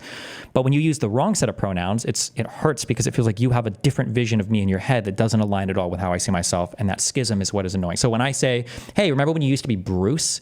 It's the idea of like, no, like, yeah, this was my like assigned name at birth. And this is like the name I used to go by, but like it feels like you're saying that like back when I felt like I was a man, and that's just not at all what's happening. It's kind of complicated, but like typically I think that you always used to, I think that we always refer to people, even in the past, I think by the current ways that they identify themselves. I think that's generally what we do. Like, I could be wrong, but like I would never say to my mom, hey, do you remember back when you were like, remember back when you were Mary Gonzalez and you went to the Air Force? You remember when you were Mary Gonzalez and you did this? Remember when you were Mary Gonzalez? And like, I would just never say that. It's like, oh, this is my mom, this is her last name. Like, I would never like use her maiden name to describe her in the past. That would be weird. And that's not even like invoking concepts of gender or identity. It just feels like you generally always refer to people by their current name. Yeah, but. Yep, hard disagree. It depends on if they are trying to make a dig at you. I don't know. I'd super disagree, but hey, you know, I'm not trans, so who knows? Piers Morgan apparently believes this is a new thing, and one the entire left now has to answer for. It's especially silly when he gets upset over the use of the term fascist, which Donald Trump has used to describe the left in his speeches. And she's calling them all fascists and Nazis, okay? But she's a fascist, okay? She's a fascist. Morgan would argue that it's better to ignore what Trump says, as we should judge him on his actions. And he does this brilliantly, by the way, with the left. He sucks you in. Because he just shoots them a hip and he says stuff that crosses his mind or whatever. And rather than pick him off on stuff he actually does, you all go completely nuts every time he opens his mouth and says something a bit crazy. I hope the double standard here is clear. Democrats are judged on the rhetoric of anyone on the left, but Donald Trump is never held accountable for any of his rhetoric. As for the generous use of the term fascist, it's something Morgan has no... How does it not depend on if they are trying to insult you? Because it's a different thing. It's like if I... Like...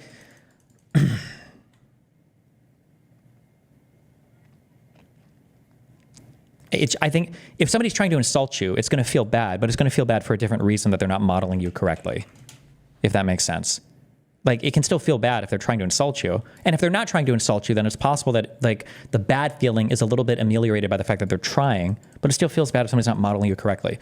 You know what? If you want an example of this, find a cis woman or find a cis man and just ask them casually, if you're getting close to them, ask them like, hey, wait, just curious. I'm just like checking. Are you trans? Like, that's, if you ask a person that question, even if you're asking in good faith, even if you're being polite and kind, and even if you're like just genuinely asking, if it's a cis person, they're almost always going to feel not good hearing that question, because now they're thinking like, wait a second, hold on. Do you have me, are you viewing me like way different than I view myself? Or do you think that I have like a whole bunch, like that's going to be a mindfuck question. And you're not even trying to insult a person, right? And they're not even trans, right? So there's like 50 reasons why that shouldn't be like a bad question, but it would be to any cis person. And then to trans people, it would feel similarly bad. But it's not because the person's trying to insult you or trying to be mean or trying to be rude. It's just because it feels like you have something in your head about them that is not matching anywhere close to how they view themselves, or at least how they hope that they're presenting themselves. Yeah.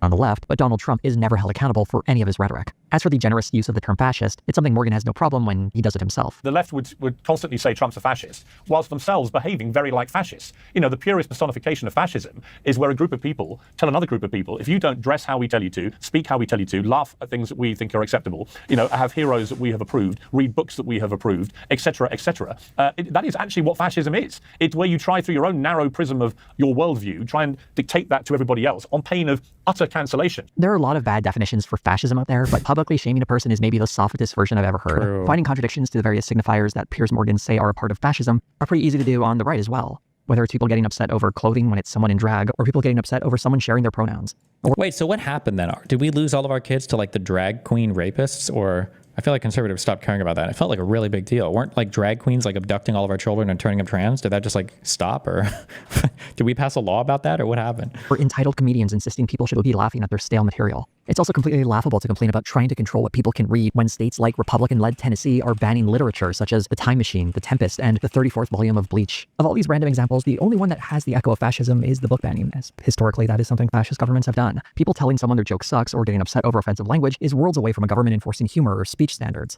People across the political spectrum get worked up over cultural issues, and some are very loud about how upset they are. The only way that can be equated to fascism is if Piers Morgan reduces the term to meaning something so broad and vague, he can apply it to people that he finds politically repulsive. True. And funnily enough, he only does that to people on the left. These are just a few examples of how Piers Morgan will uncritically repeat anti-left talking points while emphasizing stories that are publicized and popularized on the right. And yet Morgan has insisted many times on his show that he is not on the right. I'm not even vaguely right, and I think it's wrong that biological men who've become trans women should be in women's spaces. You're not vaguely right, Piers? When Piers Morgan describes himself as a centrist, I can almost think he believes it. Not because he's carefully weighed the issues and simply happens to find himself cupped between the left and the right, but rather because he doesn't really have any firm politics. He is simply saying and doing whatever he needs to get attention on the internet. And when it comes to YouTube, there's no easier ploy than appealing to a right-wing audience with the video equivalent of junk food. One genuinely good thing I did see Piers Morgan include on his show was the open discussions about the situation in Gaza, bringing on guests who would actively advocate for the Palestinian people. These guests were often countered by pro-Israel voices, but instead of seeing Piers Morgan frequently take the side of the right, he was a bit more even-handed, offering challenges to both. Again,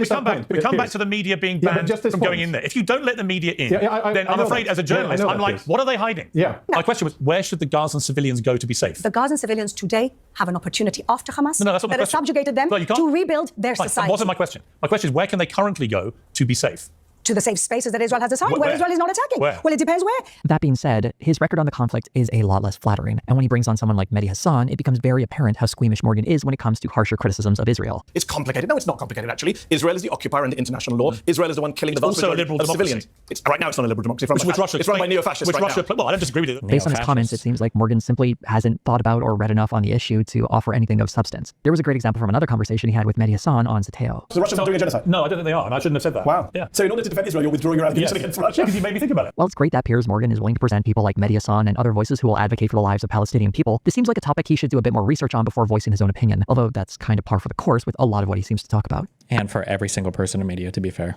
I've been pretty harsh on Piers Morgan Uncensored as a program, but one section that wasn't completely useless were the one-on-one interviews. I've already highlighted a few examples of it at its worst, such as platforming a Nazi, and I've shown some positive examples, such as speaking with Mehdi Hassan. But unlike the panel discussions, the longer interviews are far more likely to result in something interesting being said. For example, a former advisor to Kamala Harris, Mike Nellis, was brought on to address the idea that men are being alienated by Hollywood and that one Gillette ad from 5 years ago that talked about toxic masculinity. Nellis decided to sidestep the issue and talk about something real instead. They want to tell everybody that if they're not the type of manliness that they like, type of manliness you see on the right, that you're not a real man. And I'm sick of that crap. Here's the truth. White men in America are 4 times more likely to commit suicide than any other group of people in the United States. I didn't hear either party talk about that. Things fall apart when Nellis is brought onto the panel and the conversation decays rapidly. But for a few minutes, there was an interview where something interesting was being said, and the absurd narrative of men being let down by advertisements got some real pushback. The interview was contentious, but that's completely fine. Going on a show like this, you should expect to have your positions challenged. However, interviews with right-wing guests seem to include fewer of those challenges, even when someone says something completely ridiculous. For example, Glenn Beck said this about Donald Trump in an interview. He could be a Lincoln, a transformational president as much as a Lincoln, restoring the republic. Piers Morgan just nods along to the idea that Donald Trump will do something on par with ending slavery. I suppose deporting 20 million people would have a large-scale impact, but destroying lives and families like that seems more like the opposite of ending a monstrous institution like slavery. Even though the actual ideas expressed here are ridiculous, and Piers Morgan doesn't offer any meaningful pushback to right-wing claptrap, I do appreciate this interview because it provides a clear example of what someone like Glenn Beck thinks. A clip like that speaks for itself. So there is a kind of value to these interviews as well. These interviews also sometimes lead to us understanding Piers Morgan a little bit more when we get moments like this one.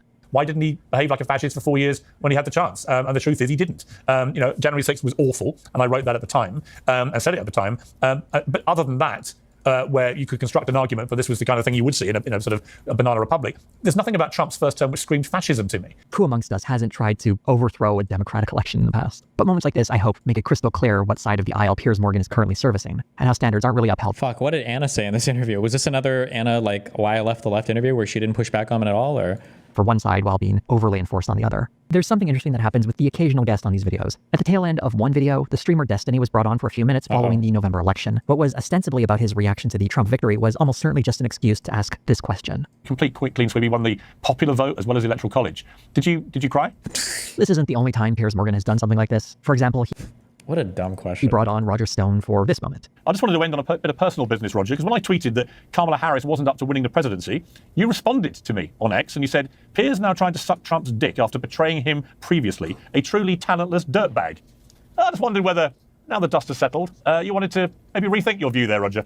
There's this element of humiliation in Piers Morgan's interviews that seeps to the surface that's very petty. While it's all good to hold people to account and ask challenging questions, I don't see the value in bringing someone on to a political commentary show and asking if they cried, or throwing an old tweet in their face to settle a personal grudge. In a better world, any self-respecting guest wouldn't tolerate this. But one of the reasons people do, and one of the reasons anyone goes on Piers Morgan's channel, is not because they thirst for good-spirited debate, but because he has a big audience and it's a great marketing opportunity. Piers Morgan Uncensored has become an arena for spectacle, and everyone is getting in on making the most of that attention, reveling in it in an effort to get people's attention, and hopefully retain as much of that audience as possible. Even this video getting in on making the most of that attention, reveling in it in an effort to get people's attention, and hopefully Wait, did he misspeak? Or did you just say reveling in it and then said something else? Retain as much of that Everyone is getting in on making the most of that attention, reveling in it in an effort to get people's attention and hopefully retain as much of that audience as possible. Even this video is part of that same problem. There's no real way to spotlight what a whole this channel is without participating in the publicity it gets. Obviously, not engaging at all isn't what I'm suggesting, otherwise this video wouldn't exist. And more power to anyone who goes to these panels and can make the most of those opportunities. But what I hope people take away from all of this is a greater awareness of what is happening on Piers Morgan Uncensored and what sort of guy is hosting it. It's a modern fusion of some old techniques, assembling loud, eye-catching figures to yell at each other and centering the conversation around a self-professed centrist who more often sides with the right. It's a reflection of the dominance the right has on YouTube, and a depressing reminder that a lot of work needs to be done to push back and undermine some of these voices. There's one last moment I want to highlight that I think reveals the depths of what this channel is. As some added context, Emma Vigeland of Majority Report is addressing Piers Morgan's fixation on the imagined threat of trans athletes, and she suggests that he tackle more important issues, like victims of sexual assault. Piers Morgan's response really sums up this entire cynical enterprise. I'll take your advice on what segments we should be doing. We are the fastest growing YouTube channel in the world, so we're probably getting it about right. So long as he can keep growing his channel, demonizing trans people or pushing some other bogus right-wing narrative, he's going to keep doing just that. And I think it's very helpful when his guests call him out to his face.